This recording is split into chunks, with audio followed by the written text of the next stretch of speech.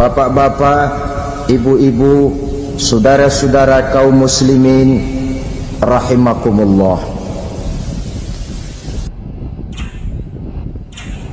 Di dalam kehidupan kita sebagai seorang muslim, minimal 5 kali dalam sehari semalam kita mendengar seruan untuk mendirikan solat yang disebut azan.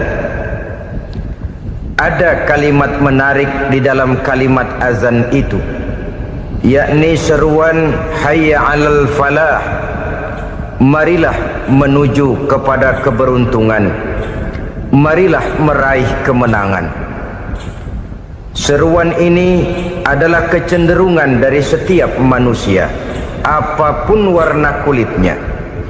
Artinya, setiap orang dalam hidup selalu ingin meraih dan mencari kemenangan. Kemenangan akan melahirkan kepuasan batin, dan kepuasan batin memberikan kebahagiaan. Sedangkan kekalahan melahirkan penderitaan batin, dan penderitaan batin menjerumuskan seseorang di dalam berbagai bentuk kerugian. Jikalau inilah seruan azan, maka masalahnya ialah apa yang menyebabkan kita meraih kemenangan. Al-Quranul Karim memberikan tuntunan dan ajaran kepada kita bahwa orang-orang yang memperoleh kemenangan itu tidak lain adalah orang-orang yang bertakwa. Hanyalah mereka yang bertakwa kepada Allah Subhanahu wa ta'ala pada akhirnya akan tampil sebagai pemenang. Lalu siapa orang yang bertakwa itu? Dijelaskan dalam awal-awal Al-Baqarah, orang yang bertakwa yang akan meraih kemenangan. Pertama, allazina yu'minuna bil ghaib, yaitu orang-orang yang beriman kepada yang gaib, percaya bahwa ada alam yang gaib, alam yang abstrak, alam yang tidak bisa dijangkau oleh salah satu daripada panca indera kita. Mereka percaya dan beriman kepada adanya malaikat, beriman kepada adanya iblis dan jin, beriman kepada adanya alam kubur, beriman kepada adanya alam mahsyar, beriman kepada adanya alam akhirat, beriman kepada adanya surga dan neraka. Beriman bukan cuma sekedar beriman dalam ucapan bibir saja, tetapi beriman yang nilai iman itu mampu mewarnai gerak dan gaya hidupnya. Iman yang meresap sampai ke tulang sumsum, kemudian memberikan dampak positif di dalam kehidupan manusia. Alam, kita tahu, adalah sesuatu yang selain Allah, dan Allah bukanlah alam. Apapun namanya selain daripada Allah, itu adalah alam. Alam pada hakikatnya terbagi menjadi dua.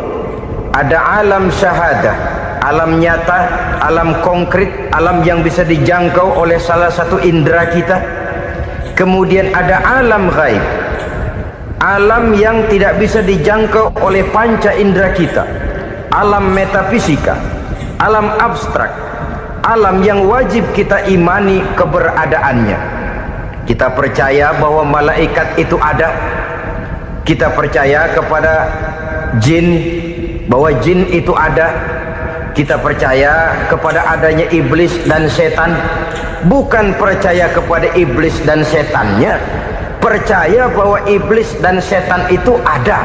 Itu termasuk salah satu daripada sifat orang yang bertakwa kepada Allah.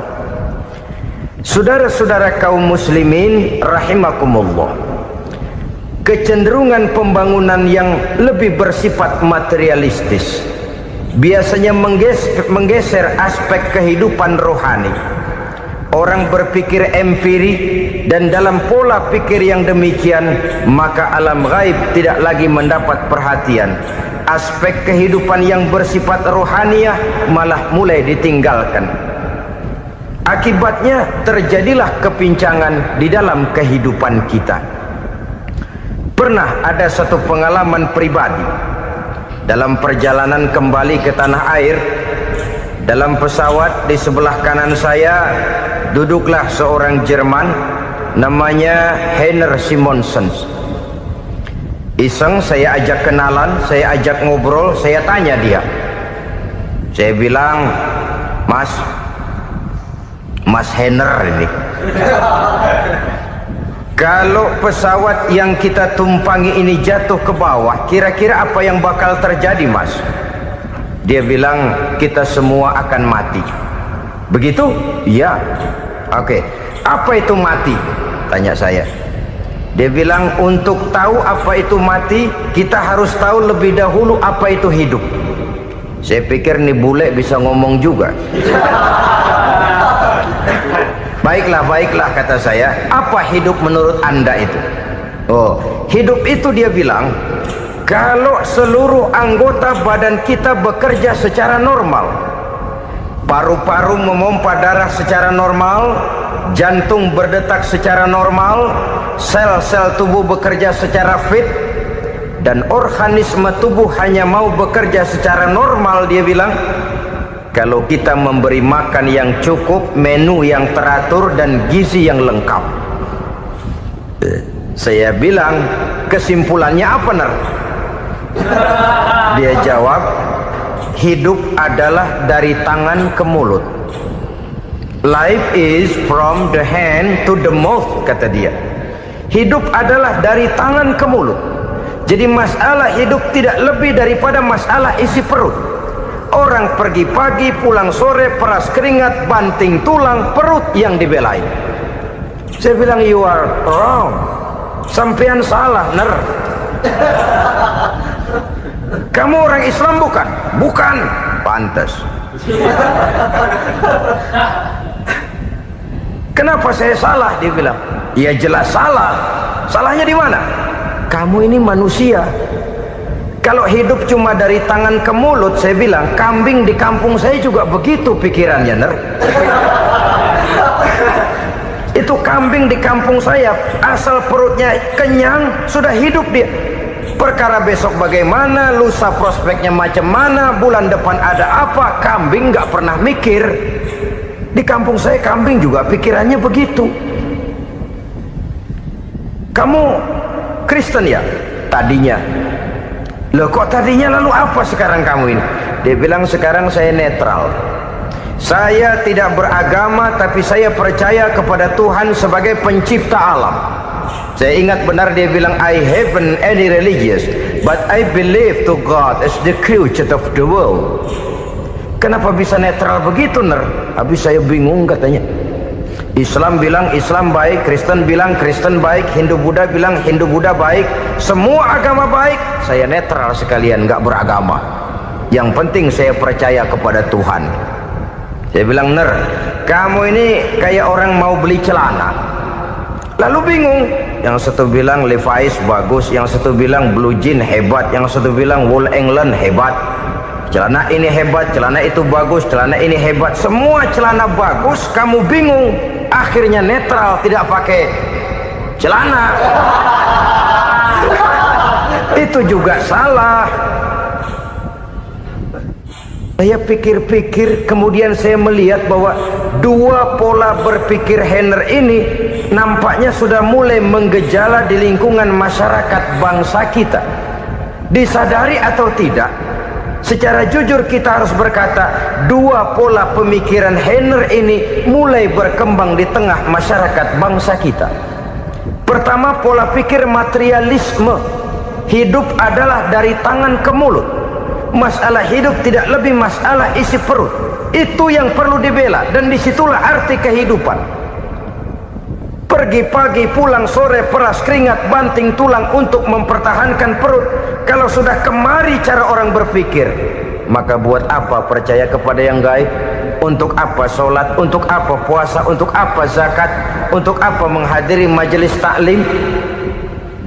Tanpa kepercayaan kepada yang gaib, hidup berjalan menurut alur empiris dan materialis. Kalau sudah ke sana cara orang berpikir, biasanya orang lalu cenderung menghalalkan segala cara. Hanyalah orang yang percaya bahwa akhirat ada, hanyalah orang yang percaya bahwa alam kubur itu ada, hanyalah orang yang percaya bahwa malaikat itu ada, hidupnya akan lebih terarah dan terkendali. Karena kepercayaan kepada yang gaib, yang merupakan fase daripada kehidupan setelah hidup yang sekarang ini, mewarnai gerak pribadi seseorang di dalam dia melakukan kegiatan hidupnya. Pola berpikir materialisme, disadari atau tidak, mulai menggejala di lingkungan masyarakat bangsa kita. Hidup tidak lebih dari urusan tangan ke mulut, mulut ke tangan, tangan ke mulut. Asal perut sudah kenyang, hiduplah sudah. Perkara bagaimana prospek hari yang akan datang, bagaimana akhirat, tidak jadi persoalan. Ini yang oleh Nabi diperingatkan, ad-dunya sijnul mu'min wa jannatul kafir. Dunia adalah penjara bagi orang beriman dan surga bagi orang kafir. Dulu di zaman Belanda hadis ini pernah disalah tafsirkan, disalah artikan, digunakan sebagai senjata untuk mengkebiri dan membuat impoten umat Islam. Sudahlah umat Islam gak usah macam-macam, kata Belanda. Dunia ini kan penjara buat orang Islam, surga buat orang kafir. Di penjara jangan bertingkah.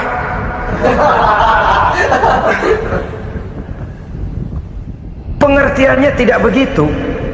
Dunia adalah penjara bagi orang mukmin. Artinya dalam kehidupan dunia seorang mukmin tidak bebas memperturutkan hawa nafsunya.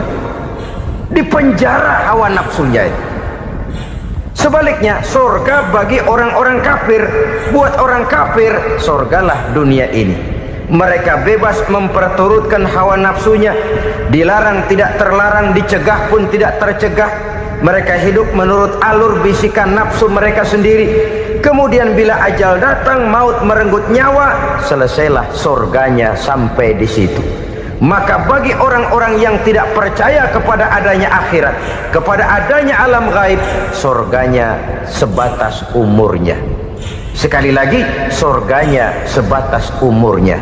Bila umur selesai, ajal pun datang merenggut nyawa, selesailah sudah surganya sampai di situ.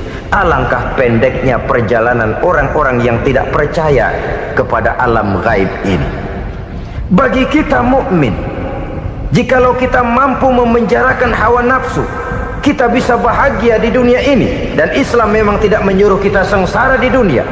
Raih dunia, kejar dunia, gapai dunia sebagai alat untuk mencapai kebahagiaan di akhirat nanti.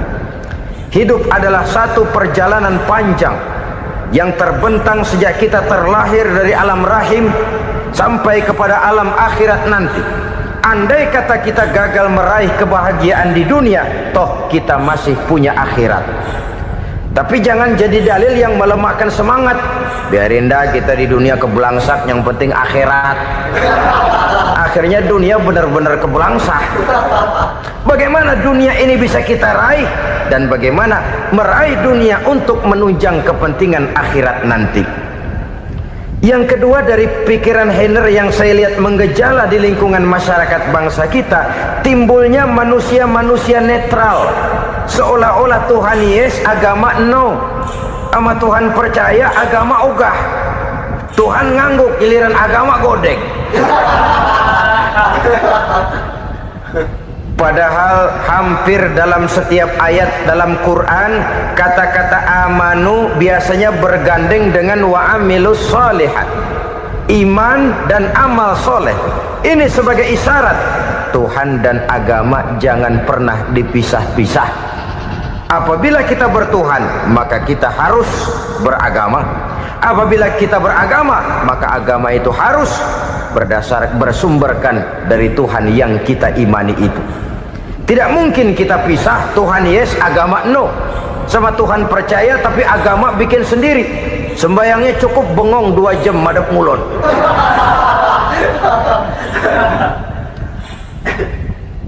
Saudara-saudara kaum muslimin rahimakumullah.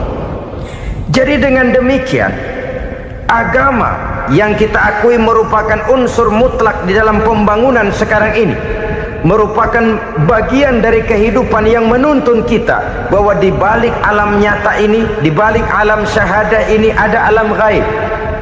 Dan mudabbir, merabbi, yang mengatur, yang menguasai, yang memelihara, baik dia alam nyata, baik dia alam gaib, tidak lain adalah Allah Subhanahu wa ta'ala. Di sana ada satu super power, satu maha kekuatan yang kita perlu bersandar kepadanya. Sebagai makhluk nyata yang hidup di alam nyata, berbuatlah secara nyata sebagaimana harusnya kita berbuat. Karena Islam jelas bukan agamanya orang pemalas.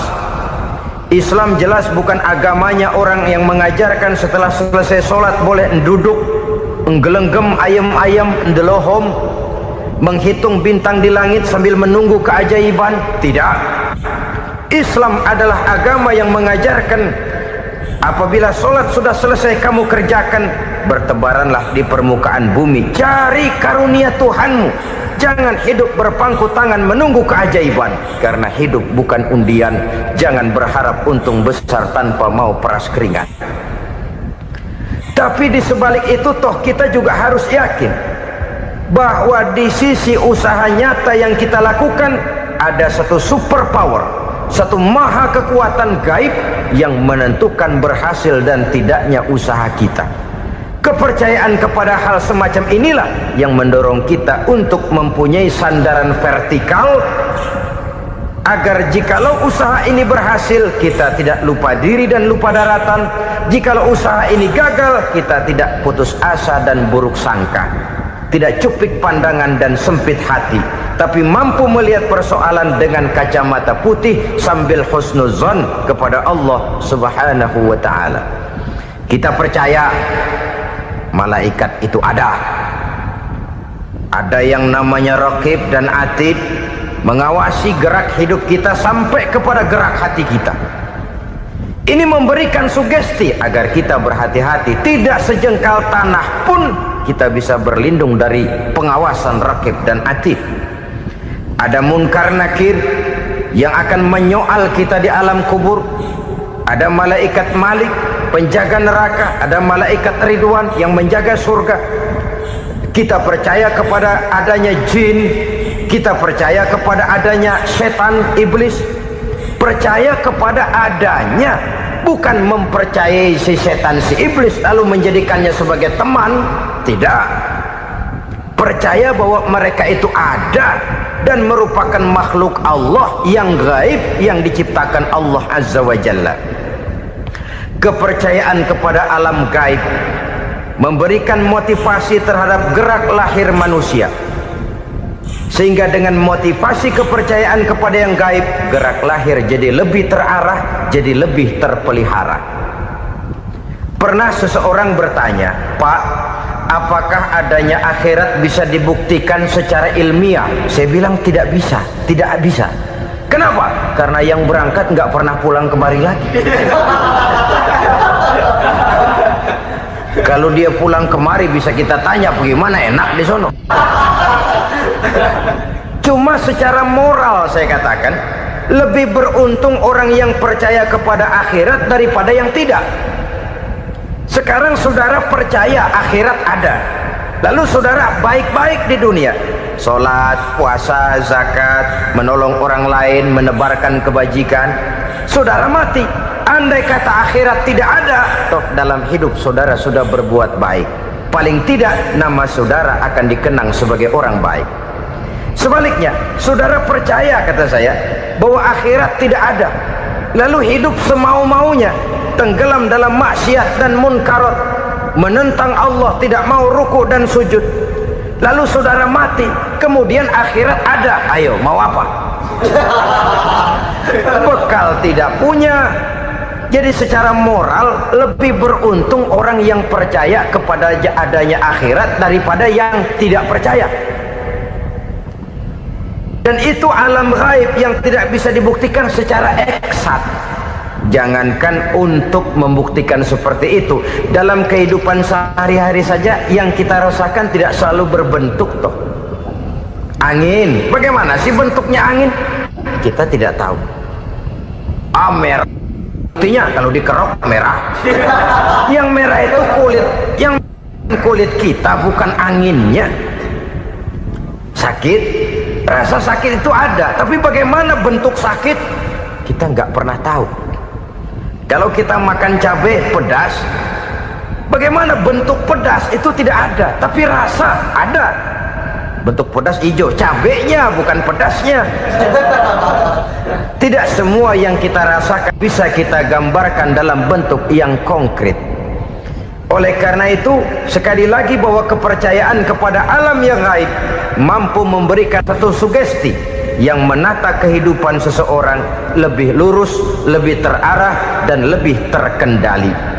Maka wajar kalau kepercayaan kepada yang gaib mengantarkan seseorang untuk meraih kemenangan. Kenapa? Dia percaya kepada yang gaib, bahwa akhirat ada, bahwa alam kubur ada, bahwa pertanggungan jawab itu ada. Maka dia lalu tidak hidup saenae udele dewe, itu loh.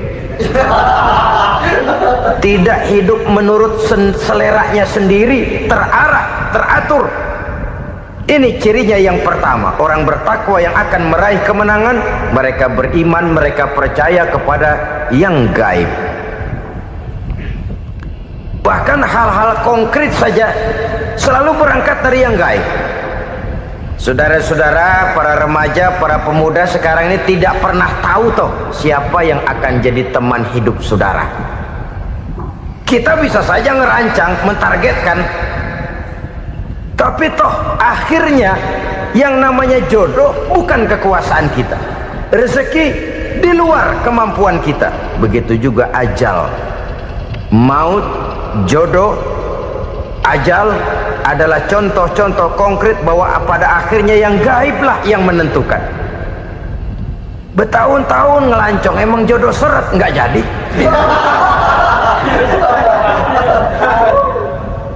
Begitu kenal baru setengah malam nginep ditangkap hansip kan.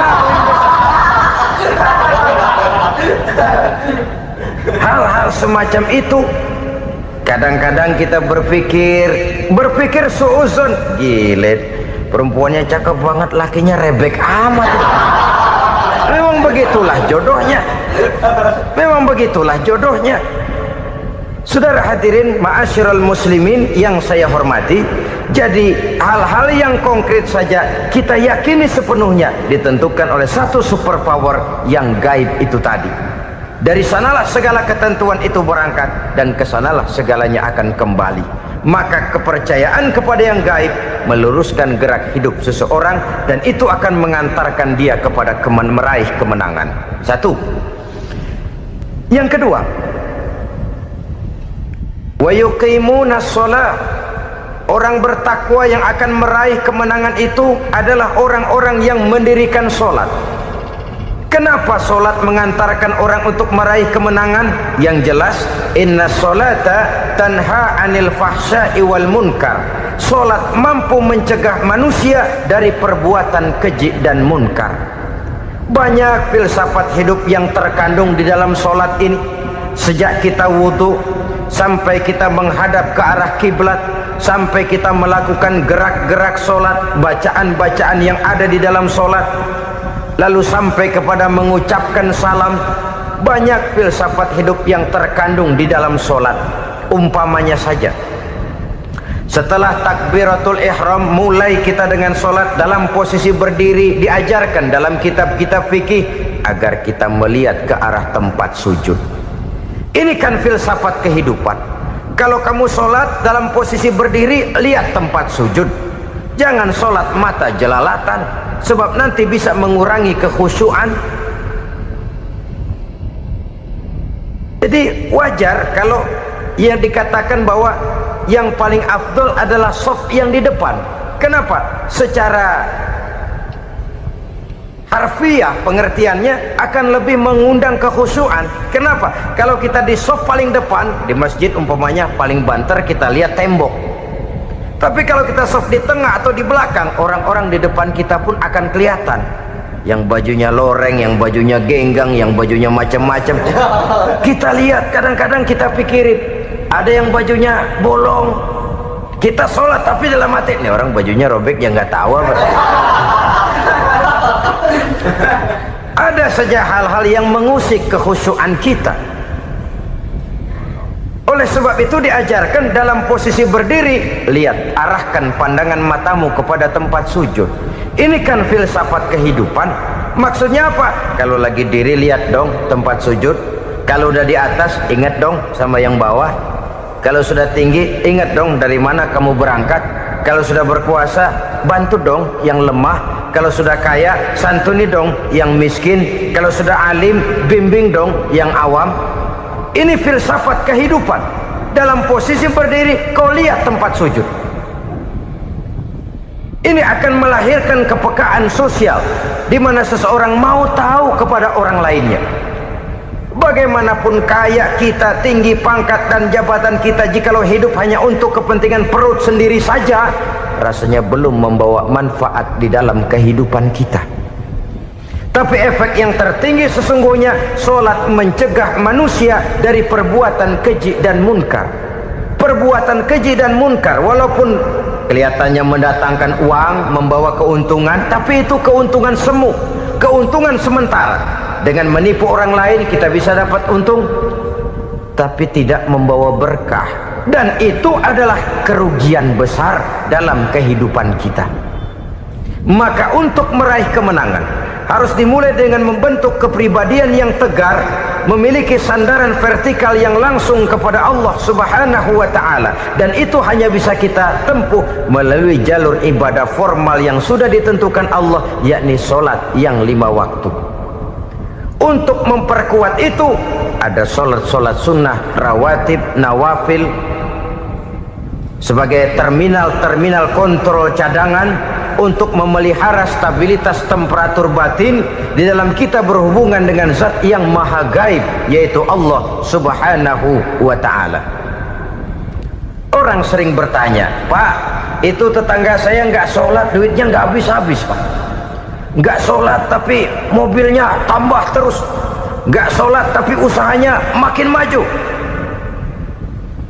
Tapi di sisi lain ada orang yang rajin sholat, rezekinya butak bener, anaknya mana kurus mana korengan. Saudara hadirin ma'asyiral muslimin rahimakumullah, harus saya katakan bahwa solat memang bukan untuk cari duit.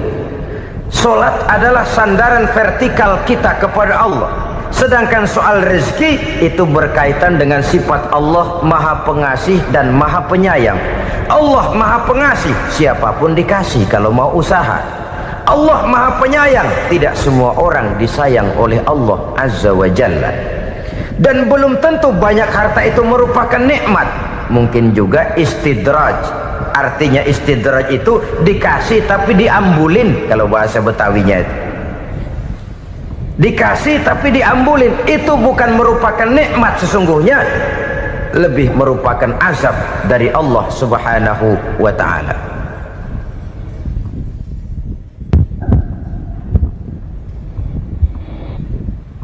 Agama mempunyai sistem solat, dan kita umat Islam telah dituntun oleh Allah Subhanahu wa ta'ala yang wajibnya 5 kali dalam sehari semalam mendirikan solat, dan itu tentu berada dalam jangkauan kemampuan manusia. Pada awalnya barangkali kita memang merasa solat itu satu kewajiban, tapi semakin kita hayati makna, manfaat dan filsafat yang terkandung di dalam ajaran solat, semakin sampai kita kepada keyakinan bahwa solat adalah keperluan kita. Sehingga pada waktu tertentu dinilai puncaknya, kita tidak lagi akan berkata saya wajib sholat, tapi kita akan berkata saya perlu sholat. Kalau kita sudah merasakan itu adalah keperluan kita, nah di sanalah kita baru akan merasakan ruginya kalau hal itu tidak kita laksanakan. Sepanjang kita masih berkata saya wajib sholat, kita akan lebih merasakan dia sebagai beban ketimbang sebagai keperluan. Yang jelas Allah tidak memerlukan ibadah yang kita laksanakan ini. Dengan kata lain, andai kata satu dunia penuh ini orang tidak ada yang sholat satu pun, Allah tidak akan turun dari jabatan Tuhan. Jangan lalu berpikir kalau kita ngambek se-RW kagak sembahyang Tuhan tekor kali ini ya. Tentu tidak. Itu perlunya kita, bukan perlunya Allah. Dan pada induknya kita akan berkata, saya perlu agama. Kalau secara induk kita sudah memerlukan agama, maka konsep-konsep yang ada di dalam ajaran agama itu pun adalah juga merupakan keperluan kita. Baik dia bernama sholat, baik dia bernama puasa, baik dia bernama zakat, baik dia bernama haji, seluruhnya adalah keperluan kita.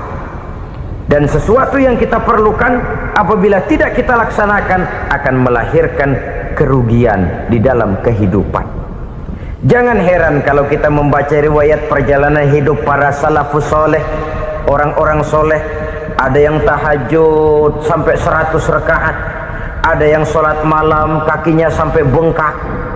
Kita sekalinya bengkak biri-biri. Ada yang sholat membaca surah dalam Al-Quran sampai khotam Quran. Kok mau? Mereka sudah merasakan itu keperluan. Itu saja soalnya. Satu saat pun jikalau kita merasa bahwa itu keperluan saya, kita pun akan melaksanakan seperti itu. Keperluan saya dalam kehidupan. Inilah yang kedua. Yang ketiga, orang bertakwa yang akan meraih kemenangan itu, wa mimma razaqnahum yunfikun.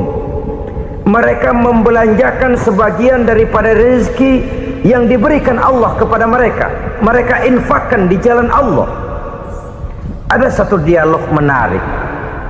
Satu hari seorang anak muda bertemu dengan seorang kakek-kakek yang sudah dikenalnya baik. Bertanyalah anak muda ini, "Kek, umur kakek berapa tahun?" 15 tahun, kata si kakek. "Anak kakek berapa orang?" 1. "Harta kakek berapa banyak?" 15 juta. Si anak muda ini bengong, lalu protes, "Kok kakek bohongin saya?" "Kenapa?" "Saya tahu umur kakek 70 tahun. Kenapa ngaku 15? Saya tahu anak kakek 5. Kenapa bilang 1? Saya tahu kakek miliuner, miliaran uang kakek. Kenapa ngaku cuma 15 juta? Begini, kata si kakek tadi. Benar, umur saya 70 tahun. Tapi dari umur yang 70 tahun itu baru 15 tahun terakhir ini saya merasakan ibadah kepada Allah. Meninggalkan maksiat, jauh dari segala macam munkarat. Maka yang 15 tahun inilah yang benar-benar saya rasakan sebagai umur saya. Benar anak saya 5, tapi yang 4 susah diatur. Cuman 1 rasanya nih yang bakal jadi si buah hati belahan jantung berlanjut cerita penerus sejarah. Cuma 1 ini yang saya harapkan, yang akan jadi anak soleh, yang akan membuat saya menerima pensiunan pahala. Kalau yang 4 apek dah, nggak ada harapan. Yang 1 nyekek botol mulu. Oh begitu, iya. Lalu kenapa kakek bilang harta kakek cuma 15 juta padahal saya tahu kakek uangnya miliaran, depositonya banyak? Ya karena 15 juta itulah yang saya ingat yang pernah saya belanjakan di jalan Allah. Saya merasa itulah harta saya yang sebenarnya. Yang miliaran yang saya simpan di bank kelak kalau satu saat saya mati akan jadi rebutan di antara anak-anak saya. Iya kalau anak saya soleh kayak yang 1 ini. Kalau yang 4 tadi udah tulen dia bakal berantem dah berebut tuh. Jadi 15 juta yang saya belanjakan di jalan Allah inilah yang saya merasakan benar-benar harta saya yang sesungguhnya. Dialog ini patut menjadi bahan renungan kita bersama. Diberikan kita umur 40, 50, 60, 70, 80. Berapa tahun dari umur yang diberikan itu yang jalan mulus, yang kita gunakan untuk melaksanakan ibadah? Banyak harta kita simpan di bank, di lemari, di dompet, di tas. Tapi berapa yang sudah kita depositokan di jalan Allah yang akan menemani kita di hari kita kembali nanti? Maka orang bertakwa yang akan meraih kemenangan, wa mimma razaqnahum yunfikun. Mereka membelanjakan sebagian dari rezeki yang diberikan Allah di jalan Allah subhanahu wa ta'ala. Ma'asyiral muslimin rahimakumullah, zahirnya memang kita memberikan kepada orang lain, tapi hakikatnya kita menyimpan untuk diri kita sendiri. Kita memberikan kepada yatim piatu 25.000, zahirnya kita memberikan si yatim, hakikatnya kan kita cuma nyimpan. Saya berikan, titip kepadamu, ini untuk saya di akhirat. Kau boleh belikan baju, kau boleh belikan untukmu makan, kau boleh bayarkan sekolahmu, ini untuk saya. Hakikatnya kita nyumbang masjid 1 juta, zahirnya kita berikan kepada panitia masjid, tapi hakikatnya kan cuma titip 1 juta ya, untuk saya di alam kubur nanti. Silahkan kau boleh belikan semen, ini uang, belikan besi, belikan pasir, saya cuma sekedar titip untuk kepentingan saya. Hakikatnya kita cuma sekedar menitip. Sebagaimanapun pada hakikatnya, apapun yang kita miliki dalam kehidupan kan cuma sekedar hak guna pakai, bukan hak milik mutlak. Harta kita, rumah kita, kendaraan kita, kebun kita, pabrik kita, hak guna pakai saja. Hak milik mutlak cuma untuk Allah subhanahu wa ta'ala. Saudara-saudara kaum muslimin rahimakumullah, ini yang ketiga. Kemudian yang keempat, orang-orang bertakwa yang akan meraih kemenangan, allazina yu'minuna bima unzila ilaika, mereka yang beriman, mereka yang percaya kepada apa yang telah diturunkan kepadamu Muhammad, ay Al-Quran, yakni Al-Quranul Karim. Setelah percaya kepada yang gaib, mendirikan solat, kemudian menginfakkan sebagian dari rezeki yang diberikan Allah, mereka juga lalu percaya kepada yang diturunkan terhadap Nabi, yaitu tidak lain Al-Quranul Karim. Sekali lagi di sini, percaya bukan hanya sekedar percaya saja, tetapi percaya lalu menjadikan Al-Quran itu sebagai pedoman hidup.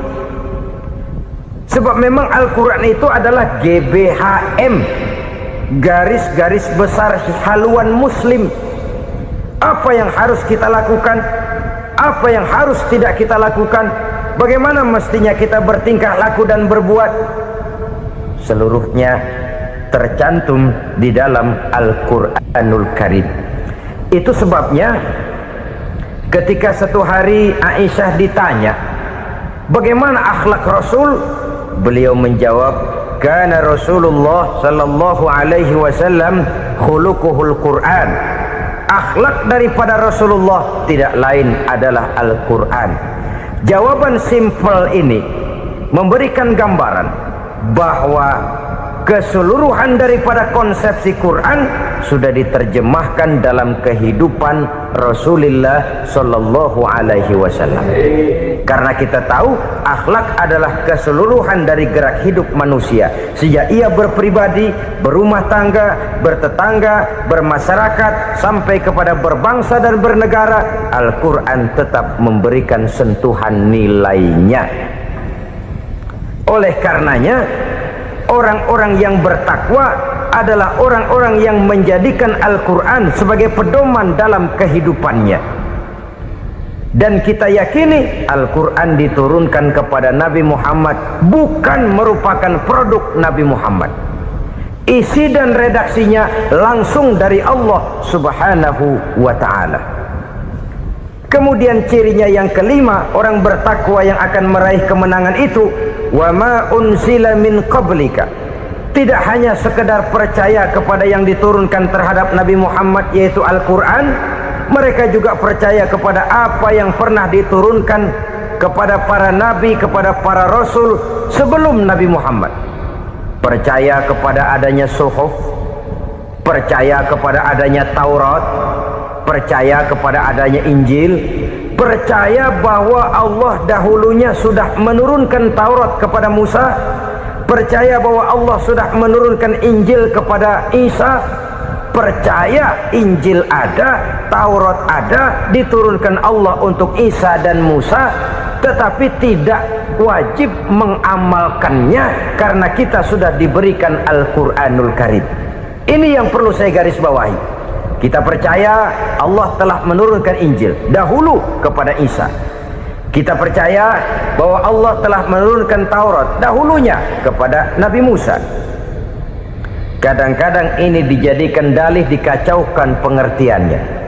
Quran saja mengajarkan bahwa orang yang bertakwa harus percaya kepada Injil, maka pakailah Injil. Apalagi kalau ayat sebelumnya ditilap, dihapus, dihilangkan, Injilnya yang ditekankan, maka akan terjadilah penekanan yang salah arah. Karena salah arah akhirnya bisa merusak dan menghancurkan akidah. Ketika Rasul suatu saat pernah ditanya orang, "Ya Rasul, bagaimana sikap kita sebagai muslim terhadap Injil yang ada sekarang?" Beliau menjawab, "La tukadzibuhu jami'an wa la tusaddiquhu jami'an." Jangan didustakan seluruhnya, jangan juga dibenarkan semuanya.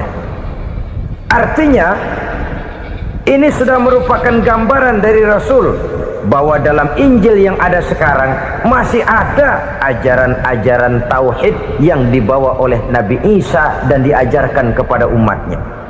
Tapi juga dalam Injil yang sekarang ini sudah terkena intervensi dan investasi manusiawi. Karena itu Rasul menyimpulkan, la tukadzibuhu jami'an wa la tusaddiquhu jami'an. Jangan didustakan semua, jangan dibenarkan seluruhnya. Kita memang percaya Allah telah menurunkan Injil kepada Nabi Isa dulu, tapi kita tidak wajib mengamalkan Injil. Kita percaya Allah telah menurunkan Taurat kepada Nabi Musa, tapi kita tidak wajib mengamalkan kitab ajaran Taurat. Yang wajib kita percayai dan kita amalkan hanyalah Al-Quranul Karim. Kenapa? Oleh karena baik yang ada di dalam Taurat, baik yang ada di dalam Injil, tentu tercakup di dalam Al-Quran sebagai kitab terakhir yang diturunkan oleh Allah Subhanahu wa Ta'ala. Dan itu wajar. Kalau seorang pejabat mau mengeluarkan satu keputusan baru, tentu dia harus meninjau keputusan-keputusan lama. Andai kata dianggap tidak berlaku, dianggap tidak relevan lagi, maka keputusan-keputusan lama itu tentu sudah dianggap tidak berlaku. Sebagian daripada aturan-aturan dalam keputusan lama yang masih dianggap relevan tercantum dalam keputusan baru yang wajib diamalkan. Begitulah hubungannya antara Al-Quran, Taurat, Zabur, dan Injil. 4 kitab samawi yang diturunkan Allah masing-masing kepada Zabur untuk Nabi Daud, Taurat untuk Nabi Musa, dan Injil untuk Nabi Isa alaihi wassalatu wassalam. Ketiga-tiga kitab itu kita percayai adanya. Kita yakini Allah telah menurunkan Zabur, Taurat, dan Injil, tapi kita tidak wajib mengamalkannya. Yang wajib kita mengamalkannya sekarang ini tidak lain hanyalah Al-Quranul Karim saja, karena ia mencakup apa yang ada di dalam Zabur, apa yang ada di dalam Taurat, dan apa yang ada di dalam Injil. Keotentikannya bisa dipertanggungjawabkan. Ya, tapi kan Nabi Muhammad sudah mati 14 abad yang lalu, dan di zaman beliau Al-Quran kan belum dikodifikasikan, belum ditulis. Bagaimana keotentikannya bisa dipertanggungjawabkan? Mudah saja. Allah berjanji, "Inna nahnu nazzalna dzikra wa inna lahu lahafizun." Kami yang menurunkan Al-Quran dan kami yang akan menjaga dan memeliharanya. Allah turunkan Quran, Allah menjaganya. Bagaimana cara Allah menjaga Al-Quran itu? Banyaknya orang-orang yang hafaz Al-Quran.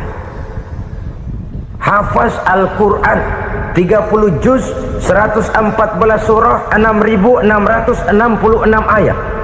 Sehingga jangankan satu kata, jangankan satu ayat, satu kalimat saja berubah sudah akan timbul reaksi dan mudah dimengerti. Kenapa? Banyak orang-orang yang hafaz Al-Quran.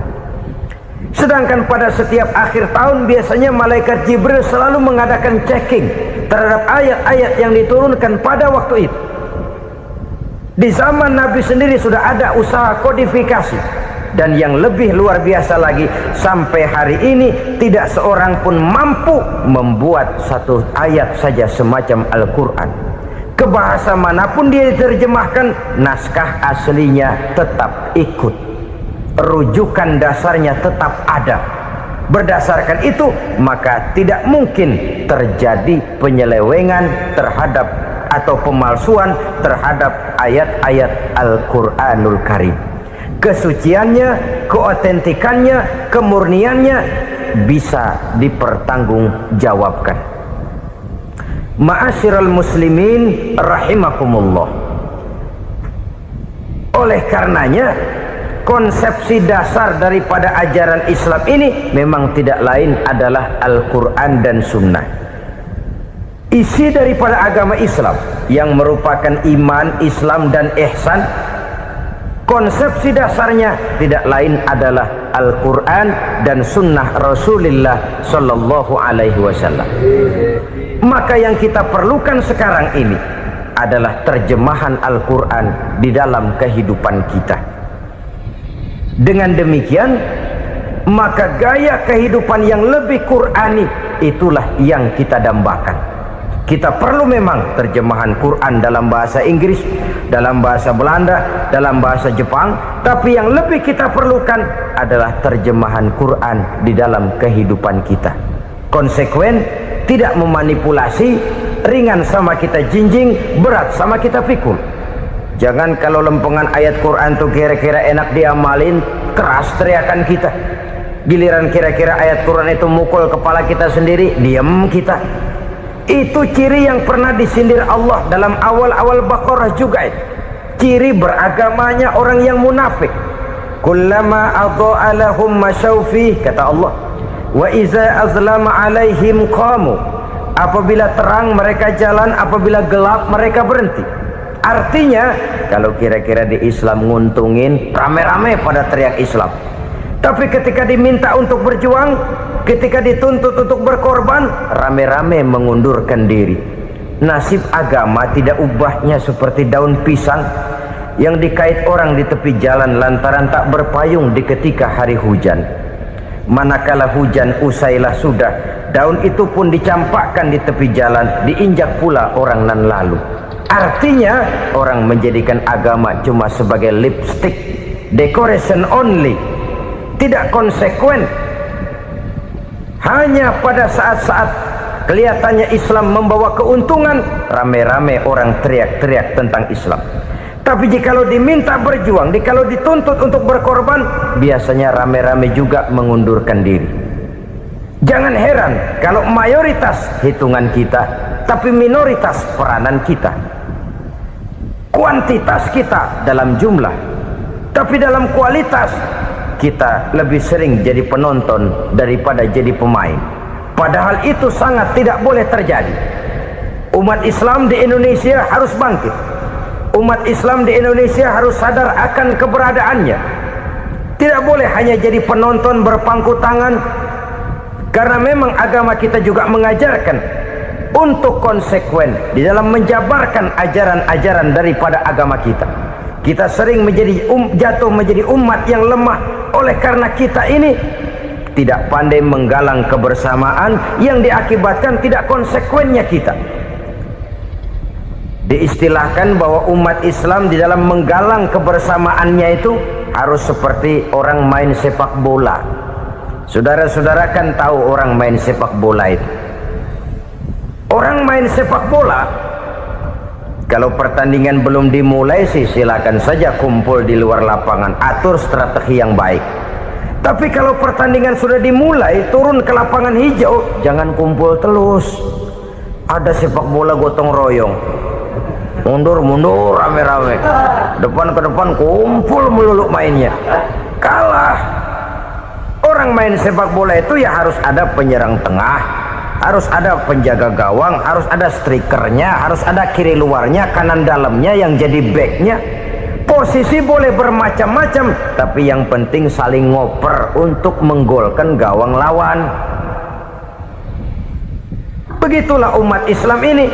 boleh ada yang jadi pejabat, boleh ada yang jadi pengusaha, boleh ada yang jadi petani, silakan ada yang jadi seniman, ada yang jadi penyair, ada yang jadi artis sekalipun. Tapi kalau sudah berhasil menguasai bola, jangan lupa operannya. Operan itu yang langka. Kita ini muslim kadang-kadang kalau sudah memegang menguasai bola, kalau belum mau mampus, belum mau ngoper. Nanti kalau sudah nggak punya bola, baru mau ngoper. Kalau sudah dengar-dengar mau dekat pensiun, baru mau jihad, baru mau berjuang, baru mau ngurus pesantren. Tanda tangan sudah tidak laku, memo sudah tidak dihargai, baru mau berjuang. Kemarin kemana mas? Kita tidak pandai memanfaatkan posisi. Dengan kata lain, kalau kembali kepada persoalan kita, konsekuensi kita terhadap agama yang kita anut ini belum ideal. Kita masih lebih sering berislam ini pada saat-saat yang menurut perhitungan kita membawa keuntungan. Tapi kalau diminta berjuang, dituntut berkorban, yang itu pun hakikatnya adalah untuk kepentingan kita juga. Allah tidak pernah menuntut kita untuk jihad bagi kepentingan Allah, itu tidak. Berjuang menegakkan agama Allah, apakah untuk kepentingan Allah? Tidak. Untuk kepentingan kita. Sebab nilai-nilai jihad itu pada akhirnya akan membawa kita kepada suatu kebahagiaan. Setidaknya kalau tidak di dunia, tentu di akhirat sebagai syahid. Oleh karena itu, pada bagian akhir ini saya ingin mengajak, marilah kita konsekuen. Sekali kita berkitabkan Al-Quranul Karim, mari dia kita jadikan pedoman. Jangan cuma kita jadikan sebagai penghias dinding, pelengkap rumah, bahwa di rumah kita ada Al-Quran, tapi yang baca kecoa. Habis pada bolong tuh Quran. Yang penting kan punya Quran. Ditaruh di pintu rumah, biar apa? Biar kuntilanak kagak masuk katanya. Ya apa itu nasib Quran, cuma kerjanya jaga pintu, ngusir kuntilanak, ngusir memedi. Bagaimana kita hidup menurut tuntunan Al-Quran? Kadang-kadang tidak pernah menjadi masalah bagi kita. Maka bagaimanakah Al-Quran akan mungkin membawa keberkahan dalam hidup kalau ajarannya kita injak-injak dalam keseharian kita?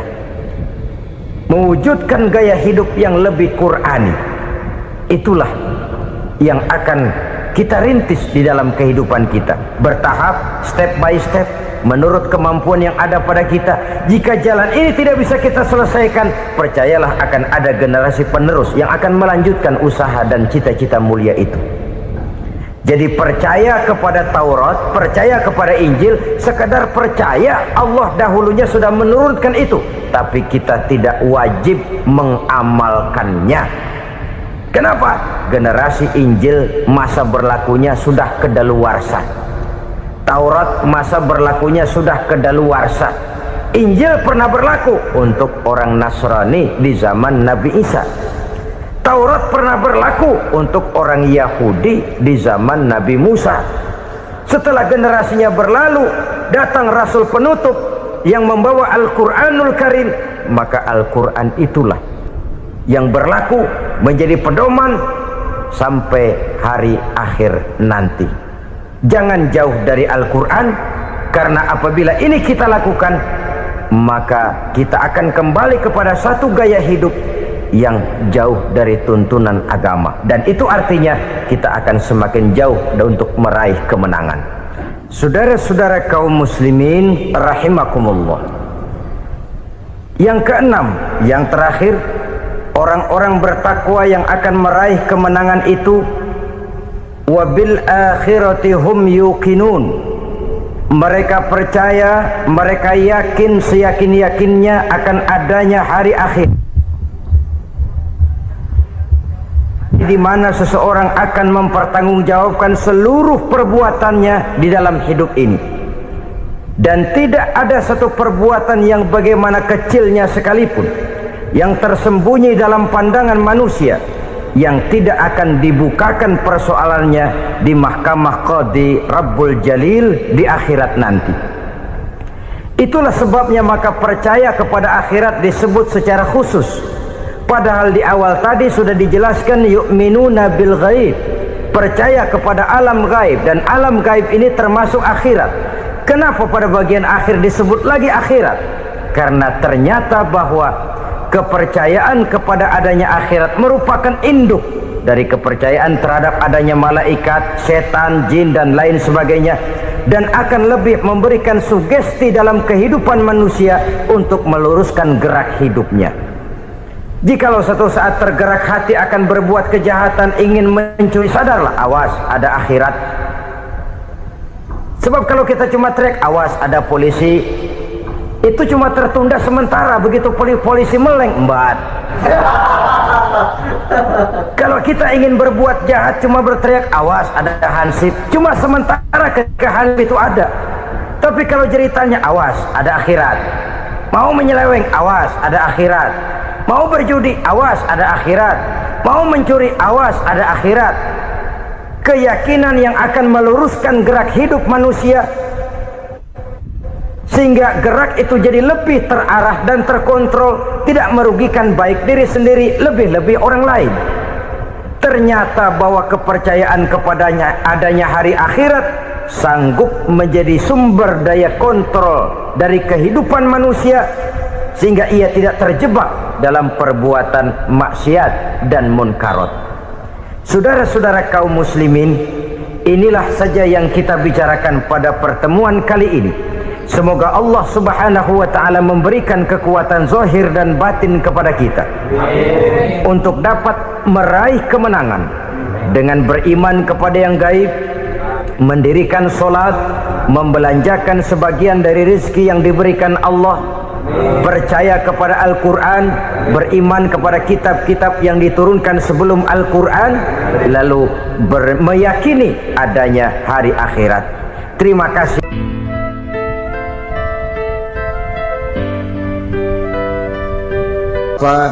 Ibu-ibu, saudara-saudara kaum muslimin rahimakumullah, kita menyaksikan peristiwa-peristiwa yang memilukan dan memalukan. PHK terjadi di mana-mana, pengangguran meningkat, harga-harga membumbung tinggi, daya beli rakyat semakin lemah. Sementara di bidang politik, kejadian-kejadian memberikan indikasi bahwa persatuan dan kesatuan kita sebagai bangsa dewasa ini tengah berada dalam ujian yang berat.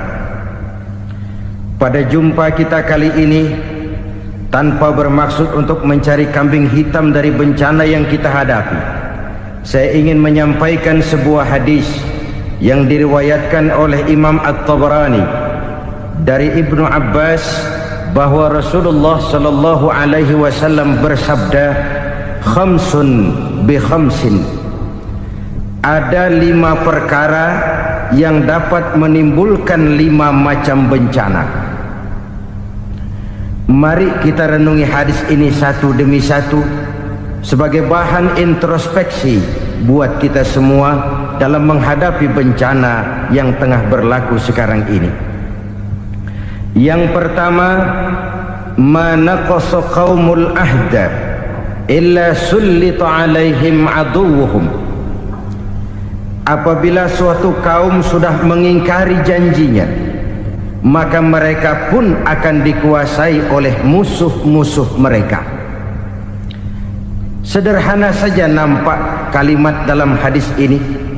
Apabila orang sudah mengingkari janji, mereka akan dikuasai oleh musuh-musuh mereka sendiri.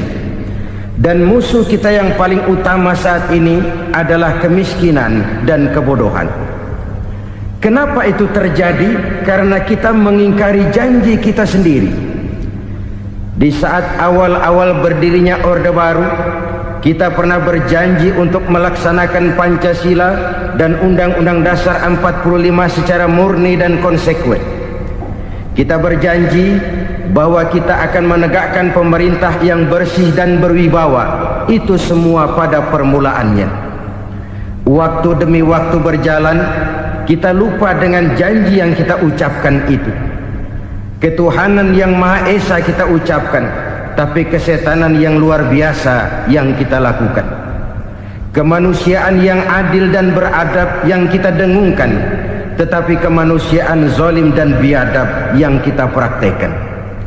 Sederhana saja saudara, hampir setiap pejabat pada posisi-posisi kunci, di awal-awal ia memangku jabatan itu, biasanya ia mengucapkan sumpah dengan lafaz demi Allah, bahwa dalam melaksanakan jabatan ini saya tidak akan menerima hadiah atau pemberian dalam bentuk apapun. Itu pada permulaannya. Lama-lama rupanya hadiah itu asik juga, mulai diterima. Lama-lama dirasa kurang, mulai menagih. Dan akhirnya terjadilah praktek yang disebut suap menyuap, semir menyemir, dan lain sebagainya. Kalau ini sudah menjadi kenyataan, bagaimana kita mau menegakkan pemerintah yang bersih dan berwibawa?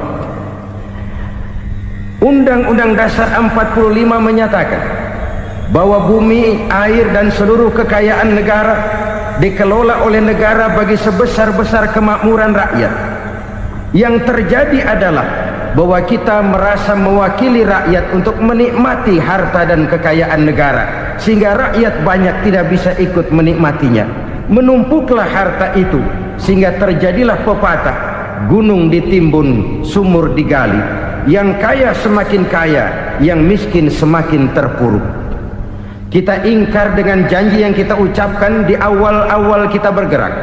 Kita ingkar dengan janji pada saat kita mengatakannya dengan menyebut nama Allah, dengan mempertaruhkan nama Tuhan, sehingga pada akhirnya jabatan pun mengalami tender. Sudah menjadi rahasia umum, orang mau jadi lurah mesti mengeluarkan uang, mau jadi camat mesti mengeluarkan uang, mau jadi wali kota, bupati, bahkan gubernur, itu ada pasarannya. Secara logika, kalau orang memperoleh satu jabatan karena banyak mengeluarkan uang, tentu pada saat ia mengeluarkan uang, ia sudah punya pemikiran, modal pasti pulang, modal pasti kembali. Kalau orang memperoleh suatu jabatan karena banyak mengeluarkan uang, maka langkah pertama yang dia lakukan setelah memangku jabatan itu ialah bagaimana uang bisa kembali, bagaimana modal bisa pulang. Kalau modal sudah pulang, pikiran berikutnya bagaimana supaya dapat untung.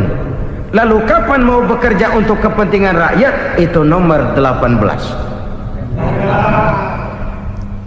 Kemudian kalau ada proyek-proyek besar, pertanyaannya ialah bukan apakah proyek ini bermanfaat bagi rakyat, apakah proyek ini layak untuk diteruskan, tetapi yang jadi pertanyaan paling utama ialah bagian saya berapa duit dari proyek ini.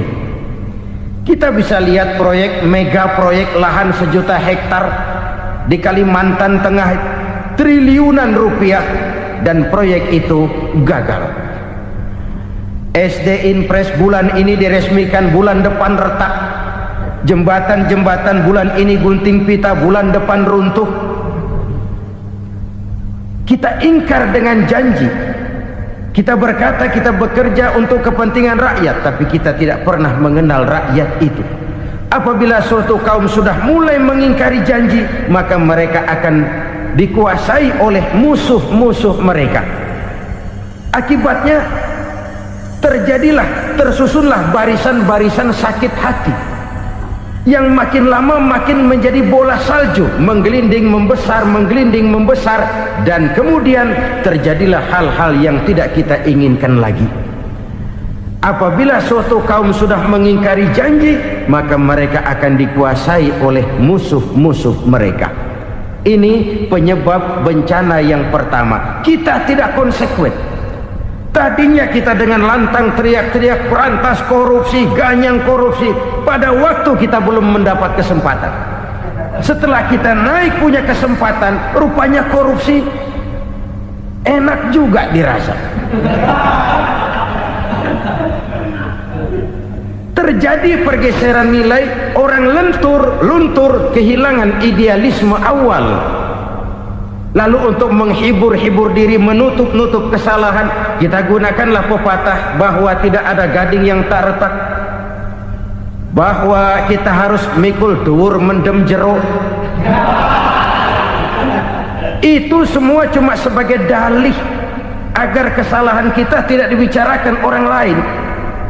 Padahal kita sendiri yang mengingkari janji. Kita yang keluar dari komitmen awal kita. Kita berjanji melaksanakan Pancasila dan Undang-Undang Dasar 45 dengan murni dan konsekuen. Kita berjanji untuk menegakkan pemerintah yang bersih dan berwibawa. Namun dalam kenyataannya itu tidak kita laksanakan dengan sebagaimana mestinya. Kita bergeser, kita mengalami proses degradasi, peluncuran nilai, dan akhirnya terbentuklah barisan-barisan sakit hati yang semakin lama semakin membesar itu. Kita harus introspeksi. Memang kalau zaman sedang susah, biasanya kambing hitam laris, tukang kompor gentayangan.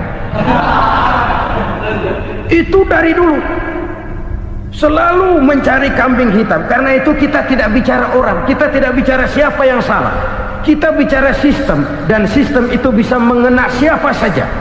Kalau orang sudah mulai mengingkari janji, bergeser dari komitmen awal, itu sudah mulai ia mengalami proses peluncuran, proses degradasi.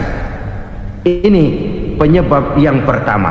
Kita tidak lagi konsekuen bahwa bumi, air, sumber daya alam adalah milik negara, dikuasai oleh negara, digunakan bagi sebesar-besar kemakmuran rakyat. Ternyata rakyat yang makmur itu tidak merupakan gambaran yang menyeluruh dari rakyat kita.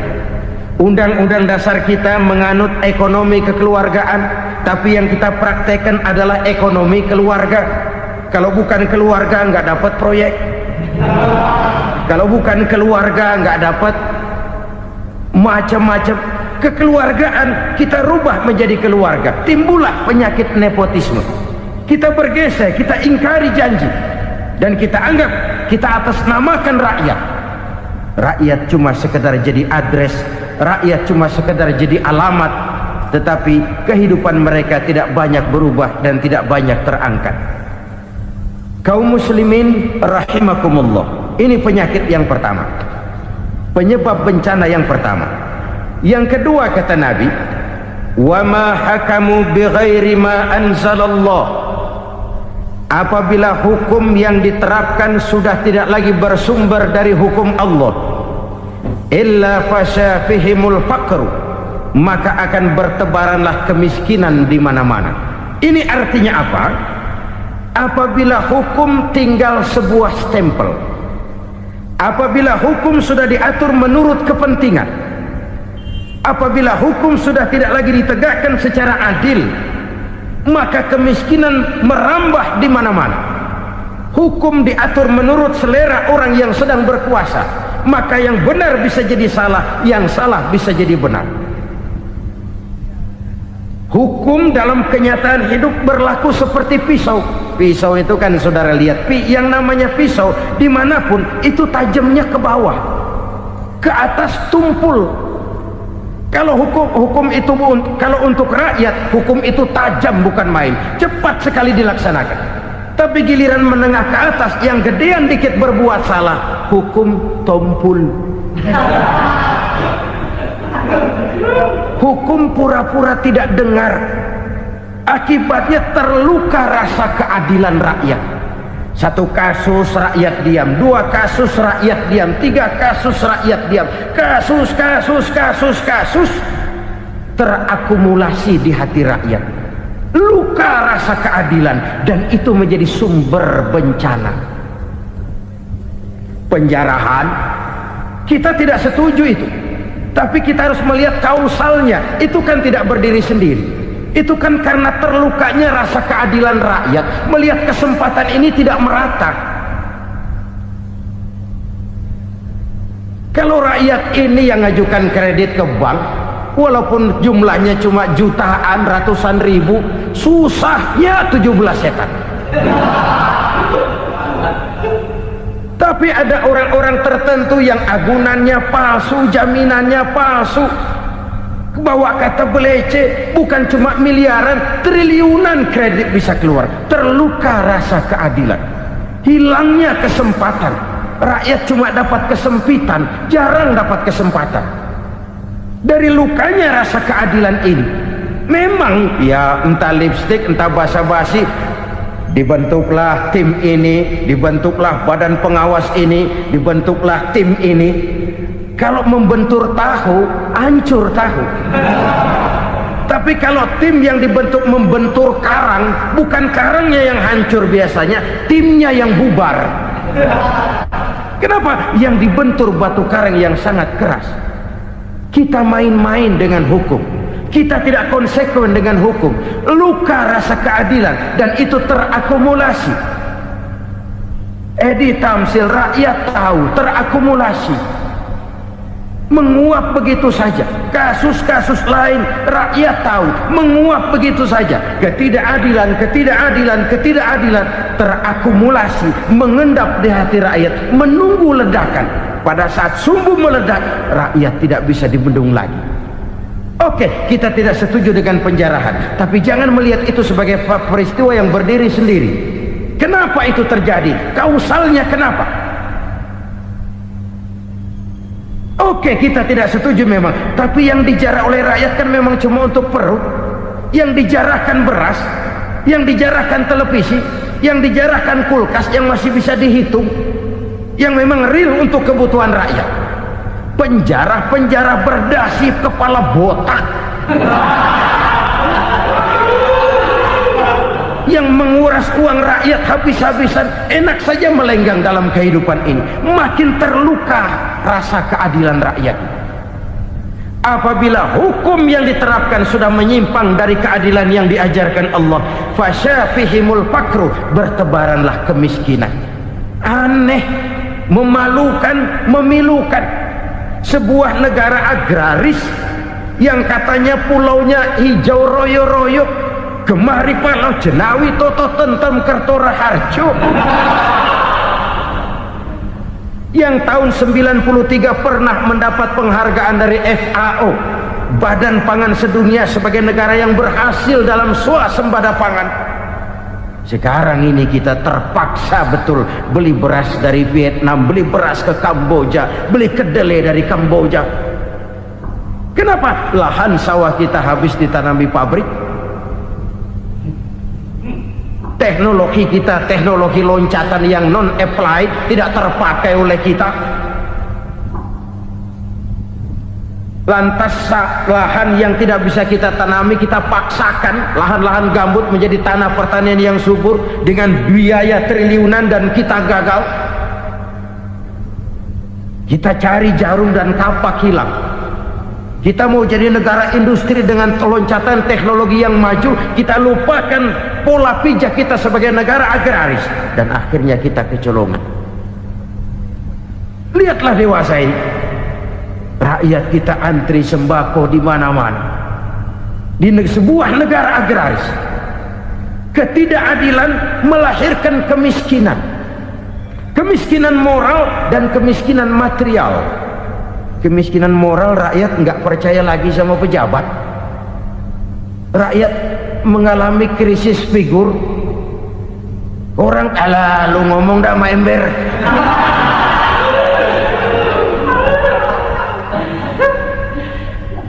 Penataran yang menghabiskan biaya miliaran itu melahirkan pejabat-pejabat korup.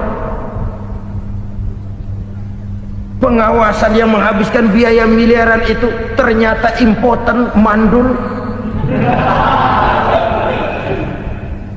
Kemiskinan moral.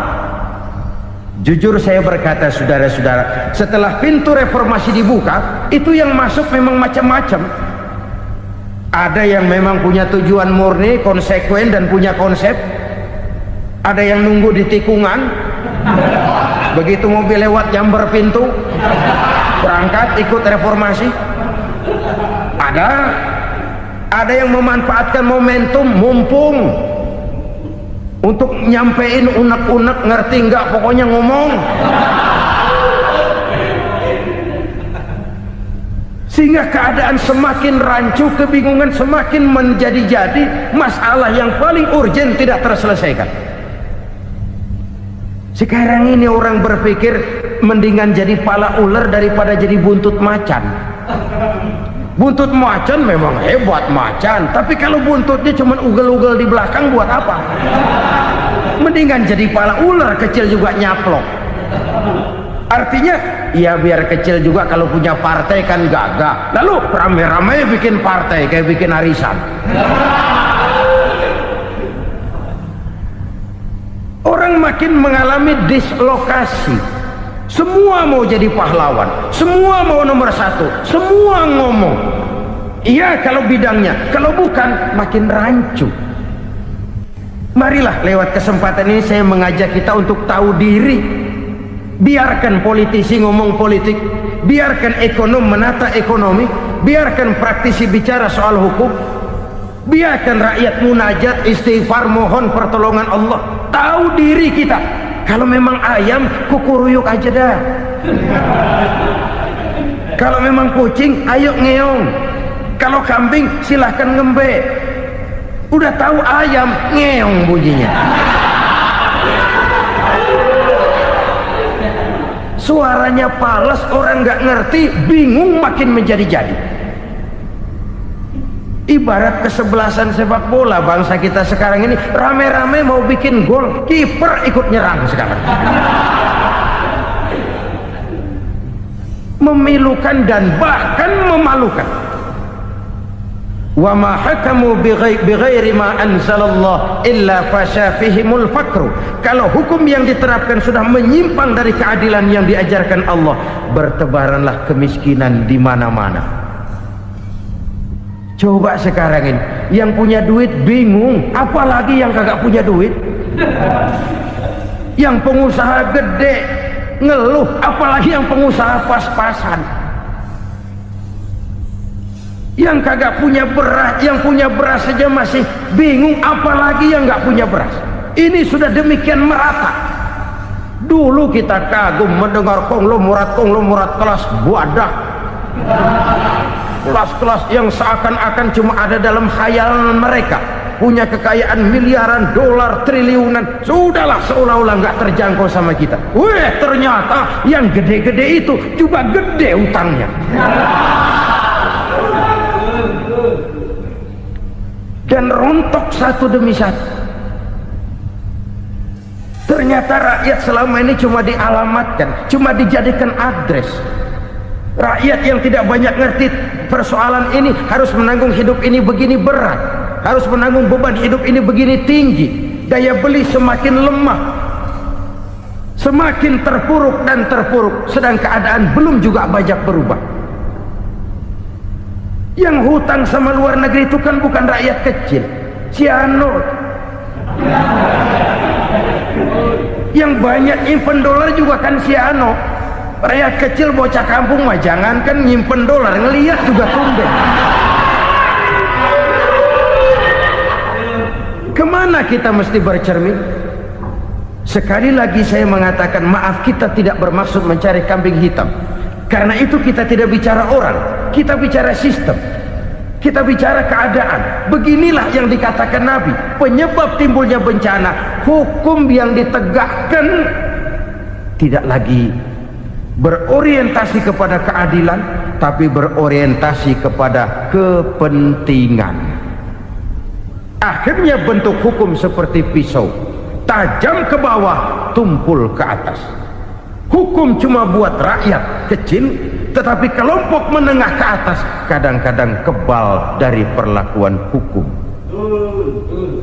Maka bertebaranlah kemiskinan. Iya, kemiskinan moral berupa lukanya rasa keadilan. Kalau rasa keadilan terluka, orang kan nunggu kesempatan, saudara. Iya, dia nggak bisa ngomong, iya dia nggak sanggup action, iya dia nggak bisa tunjuk rasa, tapi hatinya kan kapan ada kesempatan, kapan ada waktu, tunggu. Hatinya mesti begitu. Sehingga begitu ada kesempatan, terjadilah hal-hal yang tidak terhindarkan. Dan itu ekses, bukan reformasi. Jangan seperti sebuah dialog saya dengan seorang abang beca. Saya bertanya, bang, ya, abang tahu nggak reformasi? Tahu. Ustadz, apa? Pembakaran. terus penjarahan, lalu perkosaan. Itu referensi, itu yang saya lihat. Nah, itu yang dia lihat. Saya tentu tidak menyalahkan abang beca kita, karena memang itu yang dia lihat dan sejauh itu wawasannya. Tapi ini indikasi bahwa banyak rakyat kita yang belum bisa menggunakan kebebasan secara bertanggung jawab. Padahal kebebasan tanpa tanggung jawab tirani. Sebuah contoh gampang-gampangan. Saya beli radio, saya setel di kamar saya, lalu saya bilang, ini radio gue. Yang beli gue, pakai duit gue setel di kamar gue, sekeras-kerasnya, gak ada urusan sama orang lain. Itu kata saya. Tetapi tetangga saya sebelah rumah kan boleh juga ngomong begitu.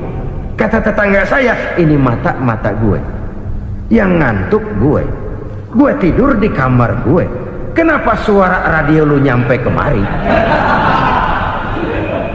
Artinya apa ini? Kebebasan saya nyetel radio dibatasi oleh kebebasan tetangga saya yang mau tidur. Tidak ada kebebasan mutlak. Kebebasan mutlak tanpa tanggung jawab kembali akan melahirkan tirani, kembali akan melahirkan pemaksaan kehendak. Dan itu lagi-lagi bukan demokrasi. Saudara-saudara kaum muslimin rahimakumullah, ini penyakit yang kedua, lukanya rasa keadilan, terutama di kalangan rakyat kecil. Itu mengendap menjadi akumulasi dan menunggu giliran kapan bisa dimuntahkan. Dengan kata lain, rakyatnya udah banyak banget makan yang perutnya jadi enek, nyelam, kapan nunggu muntahnya. Udah begini banyak akumulasi yang mereka pendam di perut ini, sehingga ketika terjadi kesempatan itu sudah tidak terkendalikan lagi. Kita out of control. Saya tidak mentolerir sikap-sikap kekerasan.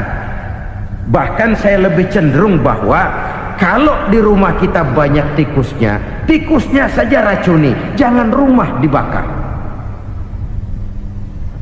Bahwa ada korupsi, iya, ada kolusi, memang ada nepotisme, tentu.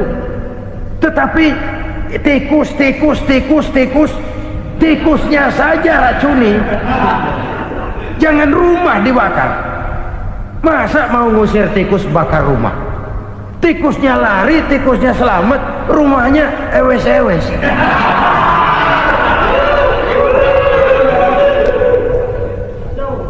Tikus selamat, rumah nggak punya, masalah nggak terselesaikan dengan sebagaimana yang kita harapkan. Kita sepakat ini negara hukum, dan di hadapan hukum semua manusia itu sama. Itu prinsip yang diajarkan Allah. Al-musawat bainan nas fi takalifil ahkam. Semua manusia sama dalam berhadapan dengan hukum Allah Subhanahu wa ta'ala. Kalau hukum sudah pandang bulu, itu jelas yang enak yang banyak bulunya. Siapa yang banyak bulunya? Monyet. Kalau hukum pandang bulu, monyet keenakan. Saudara-saudara kaum muslimin rahimakumullah, introspeksi. Mari kita bercermin bagaimana perjalanan hukum selama ini. Kalau introspeksi ini kita temukan, lalu ada upaya untuk memperbaiki diri. Jangan menggunakan tak ada gading yang tak retak, mikul duwur mendem jero untuk menutup-nutupi kesalahan orang. Padahal kesalahan itu sedemikian besar. Padahal rakyat kita tiap hari antri sembako. Ada yang sehari sekali makan, ada yang makan sudah bercampur tiwul, ada yang nasi sudah dicampur pisang, balik jadi orok lagi. Macam-macam upaya rakyat untuk menangsal perut ini. Lalu rakyat ditenang-tenangkan, lebih baik puasa Senin Kemis sambil menghadapi krisis ekonomi. Kenapa rakyat yang disuruh puasa? Kenapa bukan pejabatnya yang puasa lebih dulu untuk kemakmuran rakyat? Kalau rakyat yang memang perutnya udah gepeng disuruh puasa, makin krempeng perutnya. Artinya pejabat harus punya sense of politik. Ya, tidak, puasa itu kan tidak cuma Senin Kemis saja puasa itu.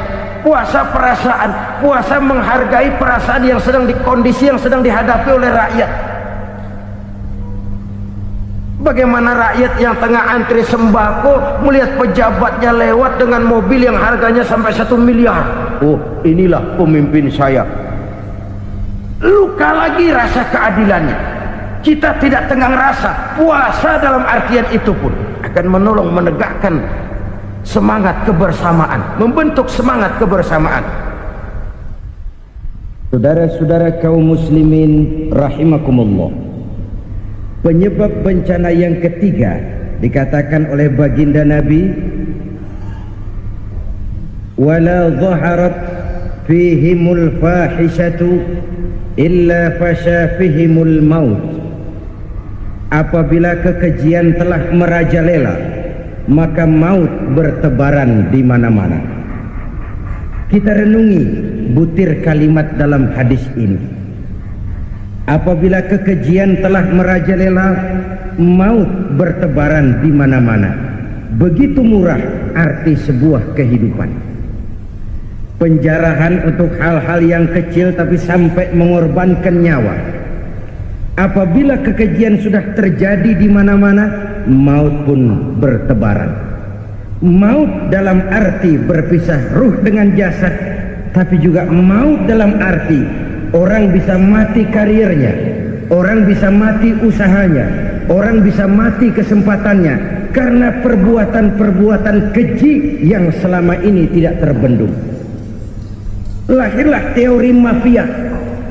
Siapa yang kuat dia yang berkuasa, siapa yang lemah dia menjadi mangsa. Proyek-proyek besar yang menang tender itu ya dari itu ke itu saja. Yang pengusaha-pengusaha tidak punya koleksi, koneksi, tidak bisa bayar komisi, dapat proyek tetelan. Ada dagingnya, dikit tambahnya juga tetelan. Dagingnya sudah habis disantap oleh meja. Sekian puluh meja dilalui, sekian puluh amplop dikeluarkan. Sehingga yang akhirnya ya tinggal tetelan itu tadi. Maka kualitas pekerjaan pun sudah bukan lagi jadi masalah. Demikianlah mafia-mafia ini bermunculan di mana-mana. Di pengadilan terkenallah mafia pengadilan. Hukum bisa dibeli, hukum bisa dipesan menurut kebutuhan sponsor.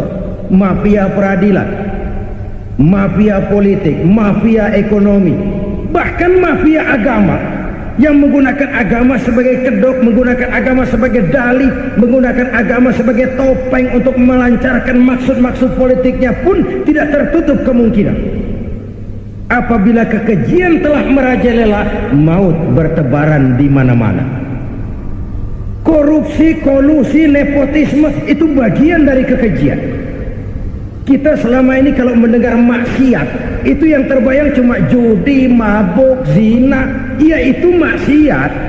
Tapi korupsi, kolusi, nepotisme itu juga maksiat dalam bentuk lain.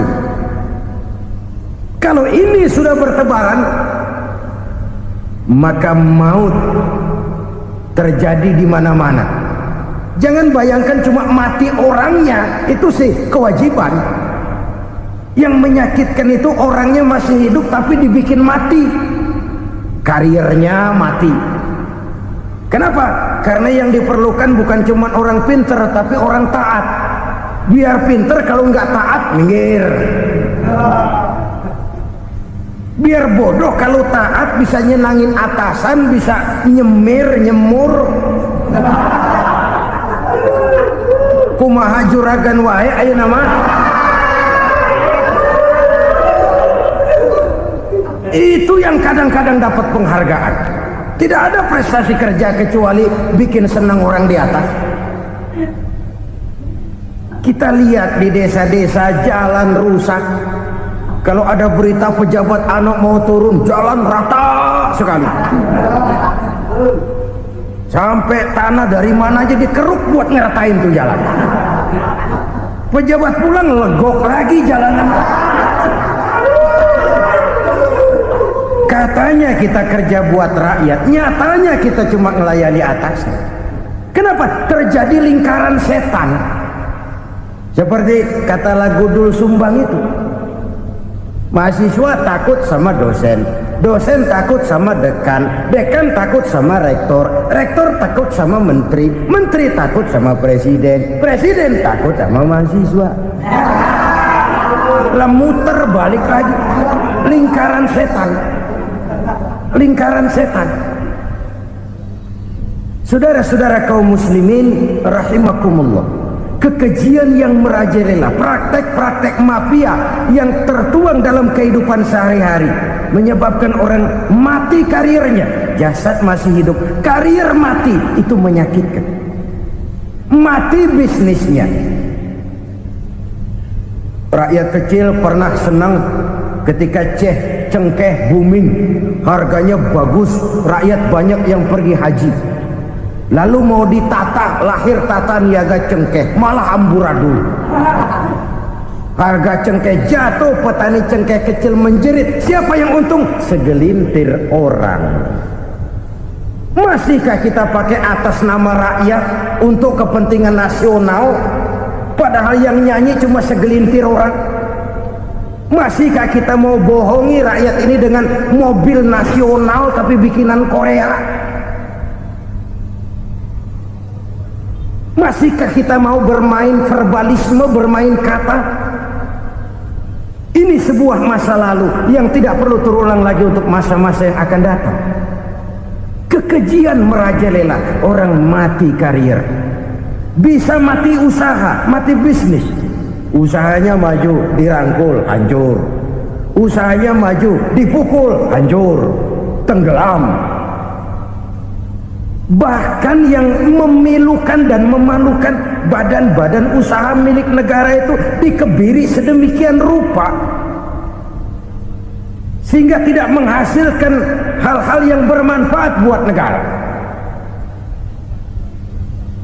Saudara-saudara kaum muslimin rahimakumullah, kalau nafsu yang sudah mengatur itu semua, maka kekejian pun merajalela.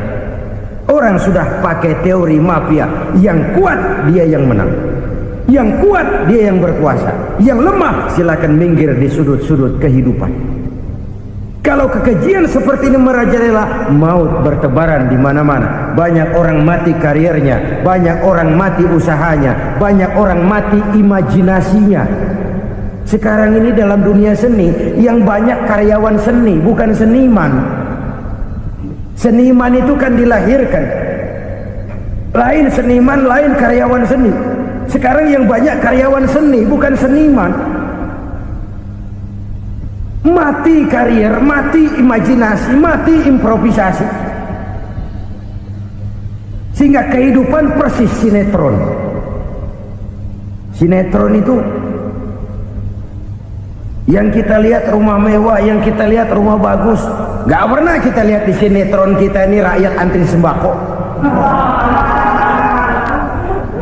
Kita dijejali hal-hal yang indah, yang wah, yang membuat kita tenggelam dalam gaya hidup instan, tenggelam dalam gaya hidup wah. Kita lupa dengan realitas keseharian di tengah-tengah masyarakat kita. Lahirlah kelompok-kelompok selebritis, dibesarkan oleh berbagai media. Selebritis pilek aja masuk koran, pilek.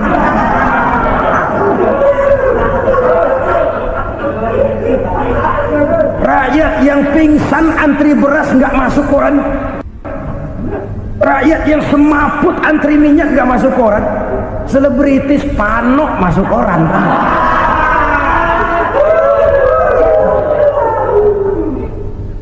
Kita besarkan hal-hal kecil, kita kecilkan hal-hal besar.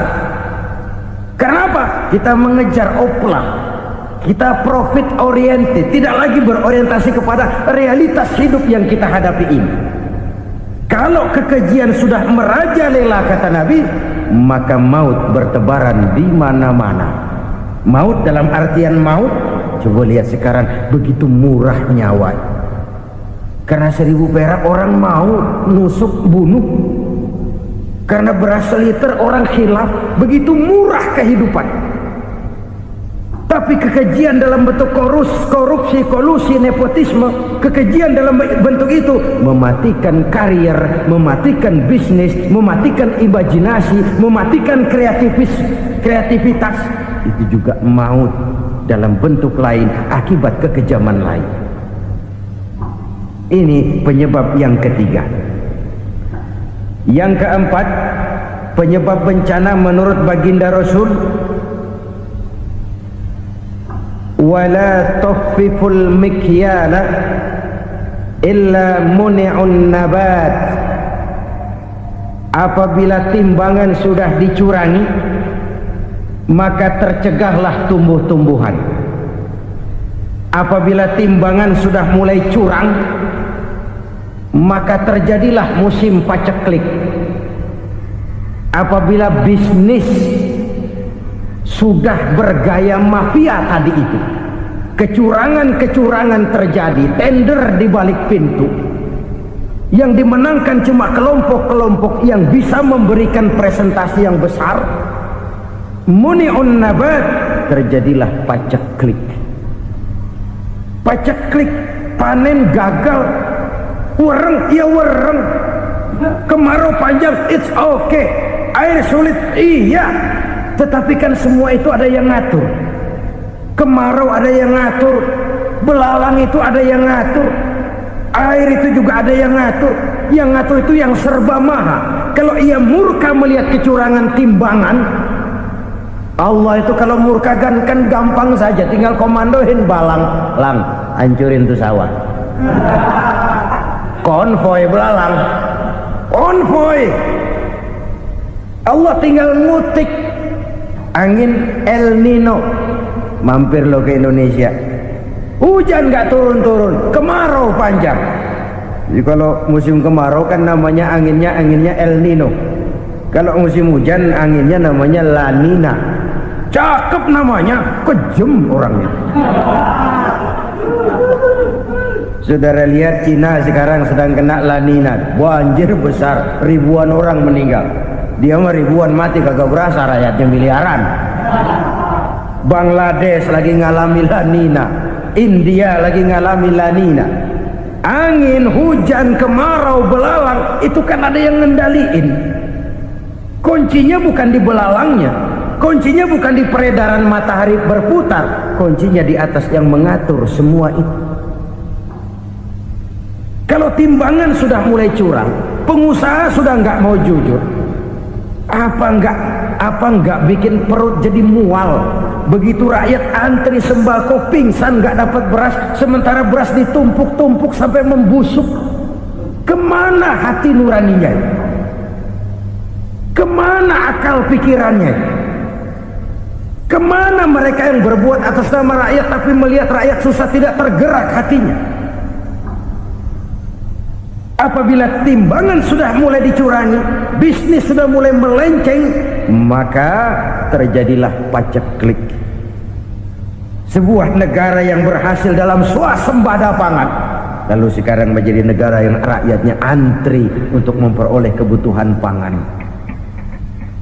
Saudara-saudara kaum muslimin rahimakumullah, ini intinya adalah kecurangan.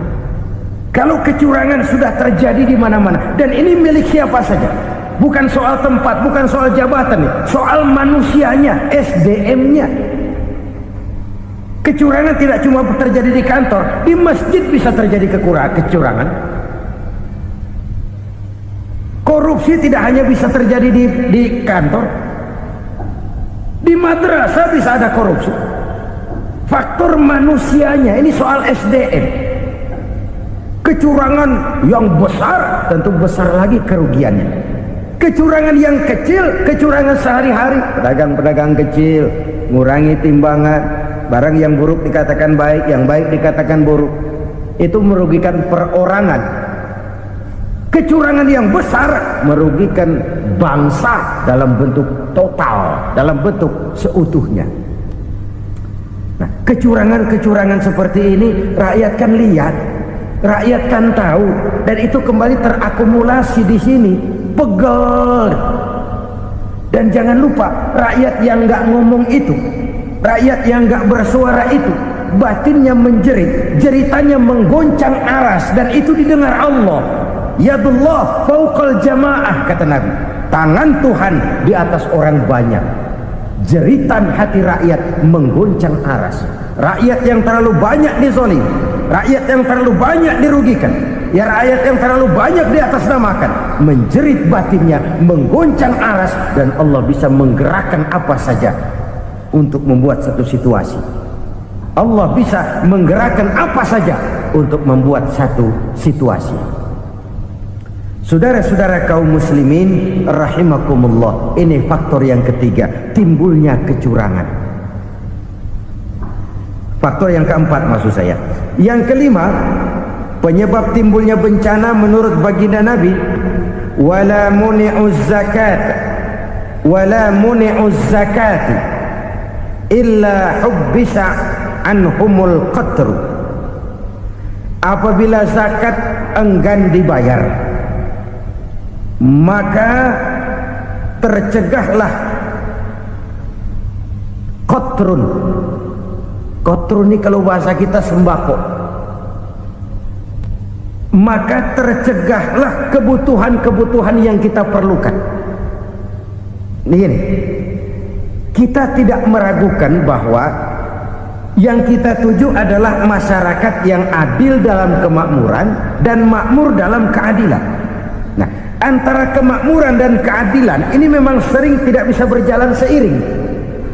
Pada saat kemakmuran kita kejar, ekonomi kita pacu, ada nilai-nilai keadilan yang tertinggal. Pada saat nilai keadilan kita tegakkan benar-benar, ada unsur-unsur kemakmuran yang terabaikan. Oke, kita bisa mengatakan kasus. Oke, kita bisa mengatakan itu sebagian kecil. Tapi kalau sebagian kecil, lama-lama kan jadi sebagian besar.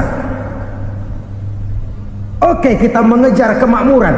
Pertanyaannya, kemakmuran untuk siapa?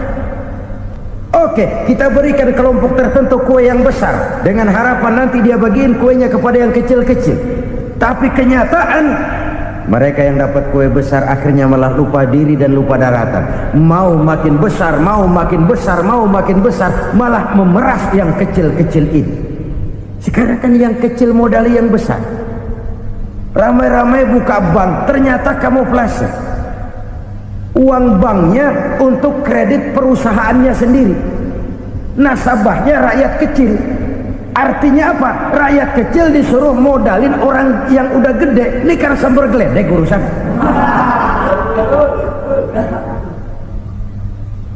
Ini kan permainan apa lagi? Rakyat kecil suruh modali yang gede. Nasabahnya rakyat kecil, kumpulkan uangnya di bank, kucurkan kredit kepada perusahaannya sendiri. Bukankah itu rakyat kecil suruh modali yang gede? Sudah begitu kejamkah kita untuk meraih keuntungan dengan mengorbankan orang kecil ini? Sudah tidak bicara lagi kah nurani kita melihat penderitaan orang yang semakin susah ini? Kalau zakat enggan dibayar, padahal zakat 2,5% saja, 2,5% saja, kalau itu pun enggan, kalau zakat saja enggan, bagaimana pula yang namanya sedekah, bagaimana pula yang namanya infak, bagaimana pula yang namanya santunan, bantuan. Kadang-kadang lipstick nyumbang si nyumbang, cuman nyolongnya lebih gede. Ini namanya sumbangan lipstick. Buat lipstick itu kan buat ngumpetin bibir pucat. Itu fungsi utama lipstick. Buat ngumpetin korupsinya, nyumbang kegiatan-kegiatan sosial, tapi yang dia korup lebih gede dari yang dia sumbangin. Lipstick kamuflase, nepu kata anak sekarang.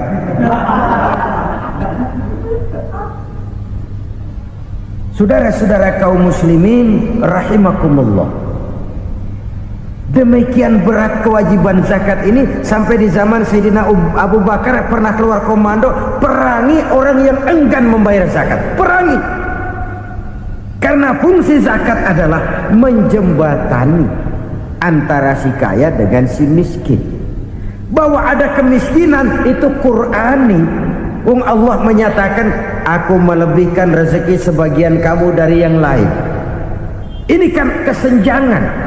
Allah melebihkan rezeki sebagian kamu dari yang lain. Ada itu. Tetapi itu berjalan secara nature. Nah, kalau direkayasa, yang kaya semakin kaya, yang miskin semakin terpuruk, yang sudah besar dapat proyek besar, yang kecil dapat tetelan. Ini kan rekayasa namanya. Kesenjangan yang direkayasa ini yang kita harus kikis. Nah, fungsi zakat menjembatani dari sisi sosial. Dari sisi pribadi, Nabi berpesan, zakku amwalakum biz zakat. Bersihkan hartamu dengan zakat. Sekarang ada istilah nyuci uang. Uang hasil korupsi itu bisa dicuci, dijadikan uang bersih. Bukan pakai rinso, bukan. Pakai politiknya koruptor, diolah sedemikian rupa sehingga jadi uang resmi. Sudah memutik, itu termasuk yang disebut kejahatan kerah putih, white collar crime. Kejahatan kerah putih, kejahatan pakai dasi, kejahatan kelas kakap. Makanya orang mendingan goblok kagak bener daripada pinter kagak bener. Goblok kagak bener itu gampang ngurusinnya. Pinter kagak bener, ini yang berabe bener ngurusinnya.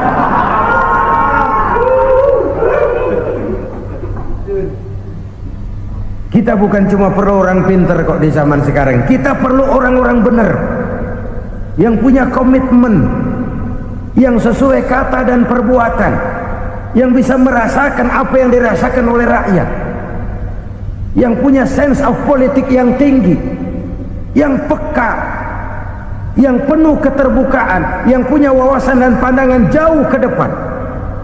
Dari sisi pribadi, zakat itu membersihkan harta kita. Ya, dia tercampur dengan yang subuhat, dia bahkan mungkin tercampur dengan sedikit-sedikit yang haram. Itu zakku amwalakum biz zakat. Bersihkan hartamu dengan zakat itu. Pada sisi sosial ia menjembatani, pada sisi pribadi ia membersihkan harta kita. Karena itu kalau kita minta berdoa minta rezeki, syarat rezeki itu halalan thayyiban wasi'an. Nggak pernah kurang dari 3 itu. Halal, bagus, banyak. Halal, bagus, tapi sedikit, susah ngaturnya. Halal, banyak, tapi kurang bagus. Buat apaan? Bagus, banyak, tapi haram. Enggak ada artinya. Sebab kata Imamul Ghazali, kalau kau terlalu suka memakan makanan yang haram, dikunyah masuk ke dalam perut besar, digiling oleh perut besar, menghasilkan energi, menggerakkan sel-sel pembuluh saraf, kau juga akan cenderung berpikir yang haram. Kalau sudah cenderung berpikir yang haram, perbuatan pun akan mengarah kepada perbuatan-perbuatan yang haram. Dulu waktu kelompok Jimbaran 200 konglomerat Indonesia kumpul, dihimbau supaya sekian persen kasih pengusaha-pengusaha lemah. Itu kan cuma sekedar belas kasihan, tidak banyak menolong keadaan. Dan bukan itu yang diperlukan pengusaha-pengusaha kecil. Yang diperlukan adalah berikan kami kesempatan seperti mereka dapat kesempatan. Berikan kami peluang seperti mereka juga dikasih peluang. Kalau cuma dikasih 100 juta, 200 juta hari ini, usaha kami nggak ada prospeknya, peluang kagak ada, kan sama juga bohong. Diceburin ke kali, disuruh berenang, tangan diikat, mendingan mampusin ketahuan. Ayo berenang, berlomba, tangan diikat, kaki diikat, sama saja nyuruh mati. Jadi jangan kasih ikannya, kasih kailnya. Yang diperlukan pengusaha kecil menengah ke bawah itu bukan cuma sekedar belas kasih dari konglomerat-konglomerat besar. Berikan kami peluang seperti mereka juga dapat peluang. Berikan kami kesempatan seperti mereka dapat kesempatan. Berikan kami kredit dengan kemudahan seperti mereka juga kalau minta kredit begitu mudahnya. Menciptakan peluang dan kesempatan, pemerataan. Bukan menciptakan manusia Indonesia dengan standar ekonomi yang sama. Semua rumahnya harus sama, semua punya mobil. Itu sih kebersamaan bebek. Bebek, coba lihat bebek. Satu ngalor semua. Satu ngidul semua. Kebersamaan bukan itu. Kebersamaan adalah menciptakan peluang. Kalau yang kaya bisa semakin kaya, kenapa yang miskin tidak bisa ikut naik jadi sedikit kaya? Kalau pengusaha yang sudah kuat bisa bertambah menjadi kuat dengan proyek mega proyek, kenapa yang menengah tidak bisa ikut menjadi kuat? Dan kenapa kekejian itu merajalela? Kita dengar lewat berita-berita PLN tekor, PLN hutang. Kenapa? Dia beli listrik dari swasta yang belinya lebih mahal daripada penjualannya. Artinya dia beli itu listrik dari perusahaan listrik swasta, dia jual kepada rakyat lagi. Harga jualnya lebih murah daripada dia beli kepada swasta. Kenapa? Ada tekanan lagi tuh. Biasa siklus lagi. Hukum Boyle. Atas neken, paling bawah gepeng. Ya kita nih rakyat kecil, emang nasibnya gepeng terus. Saudara-saudara kaum muslimin rahimakumullah, dari 5 penyebab bencana ini kita ambil kesimpulan untuk sebuah renungan dan introspeksi kita bersama. Pertama, mengingkari janji, padahal janji itu yang lebih tinggi nilainya adalah di hadapan Allah Subhanahu wa ta'ala. Baik wakil-wakil rakyat di parlemen maupun pemimpin-pemimpin rakyat di dalam kabinet, apabila memangku suatu jabatan, selalu mereka mengawali dengan sumpah, dan sumpah itu dimulai dengan demi Allah. Sadarkah kita pada saat itu kita ucapkan bahwa kita sudah mempertaruhkan Allah untuk jabatan yang kita pegang? Kita sudah mempertaruhkan nama Allah untuk posisi yang dipercayakan kepada kita. Sadarkah kita bahwa menyia-nyiakan itu satu dosa yang sangat besar, yang tidak hanya kepada Allah tetapi juga kepada rakyat yang kita wakili, kepada rakyat yang kita pimpin. Cukuplah sudah rakyat dijadikan adres, umat dijadikan alamat sebagai numpang. Marilah kita kembali kepada komitmen awal dengan jujur kepada janji kita sendiri.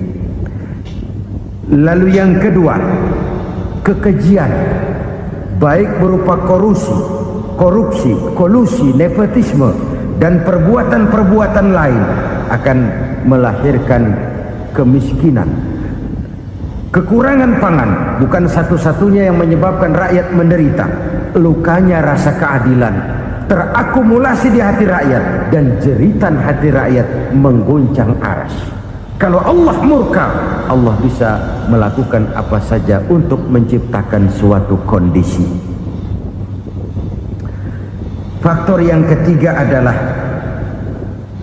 praktek mafia menebarkan maut, baik orang yang mati jasad dan rohaninya maupun orang yang mati karirnya, mati kejujurannya, mati usahanya, mati imajinasinya. Hilang kreativitas kita sebagai bangsa. Faktor yang keempat, kecurangan-kecurangan di bidang usaha, di bidang tender, mengandalkan menjual kekuasaan. Dan memang repot kalau penguasa jadi pengusaha. Mau atau tidak mau, kebijakan-kebijakan kekuasaannya akan memperkuat jaring-jaring usahanya. Dan pada saat itu objektivitas sulit ditemukan lagi. Lalu yang kelima, keengganan membayar zakat, menumpuknya kekayaan negara pada kelompok-kelompok tertentu. Ini akan melahirkan paceklik yang berkepanjangan. Menumpuknya kekayaan dan harta negara pada kelompok-kelompok tertentu akan melahirkan paceklik dan kemiskinan yang berkepanjangan.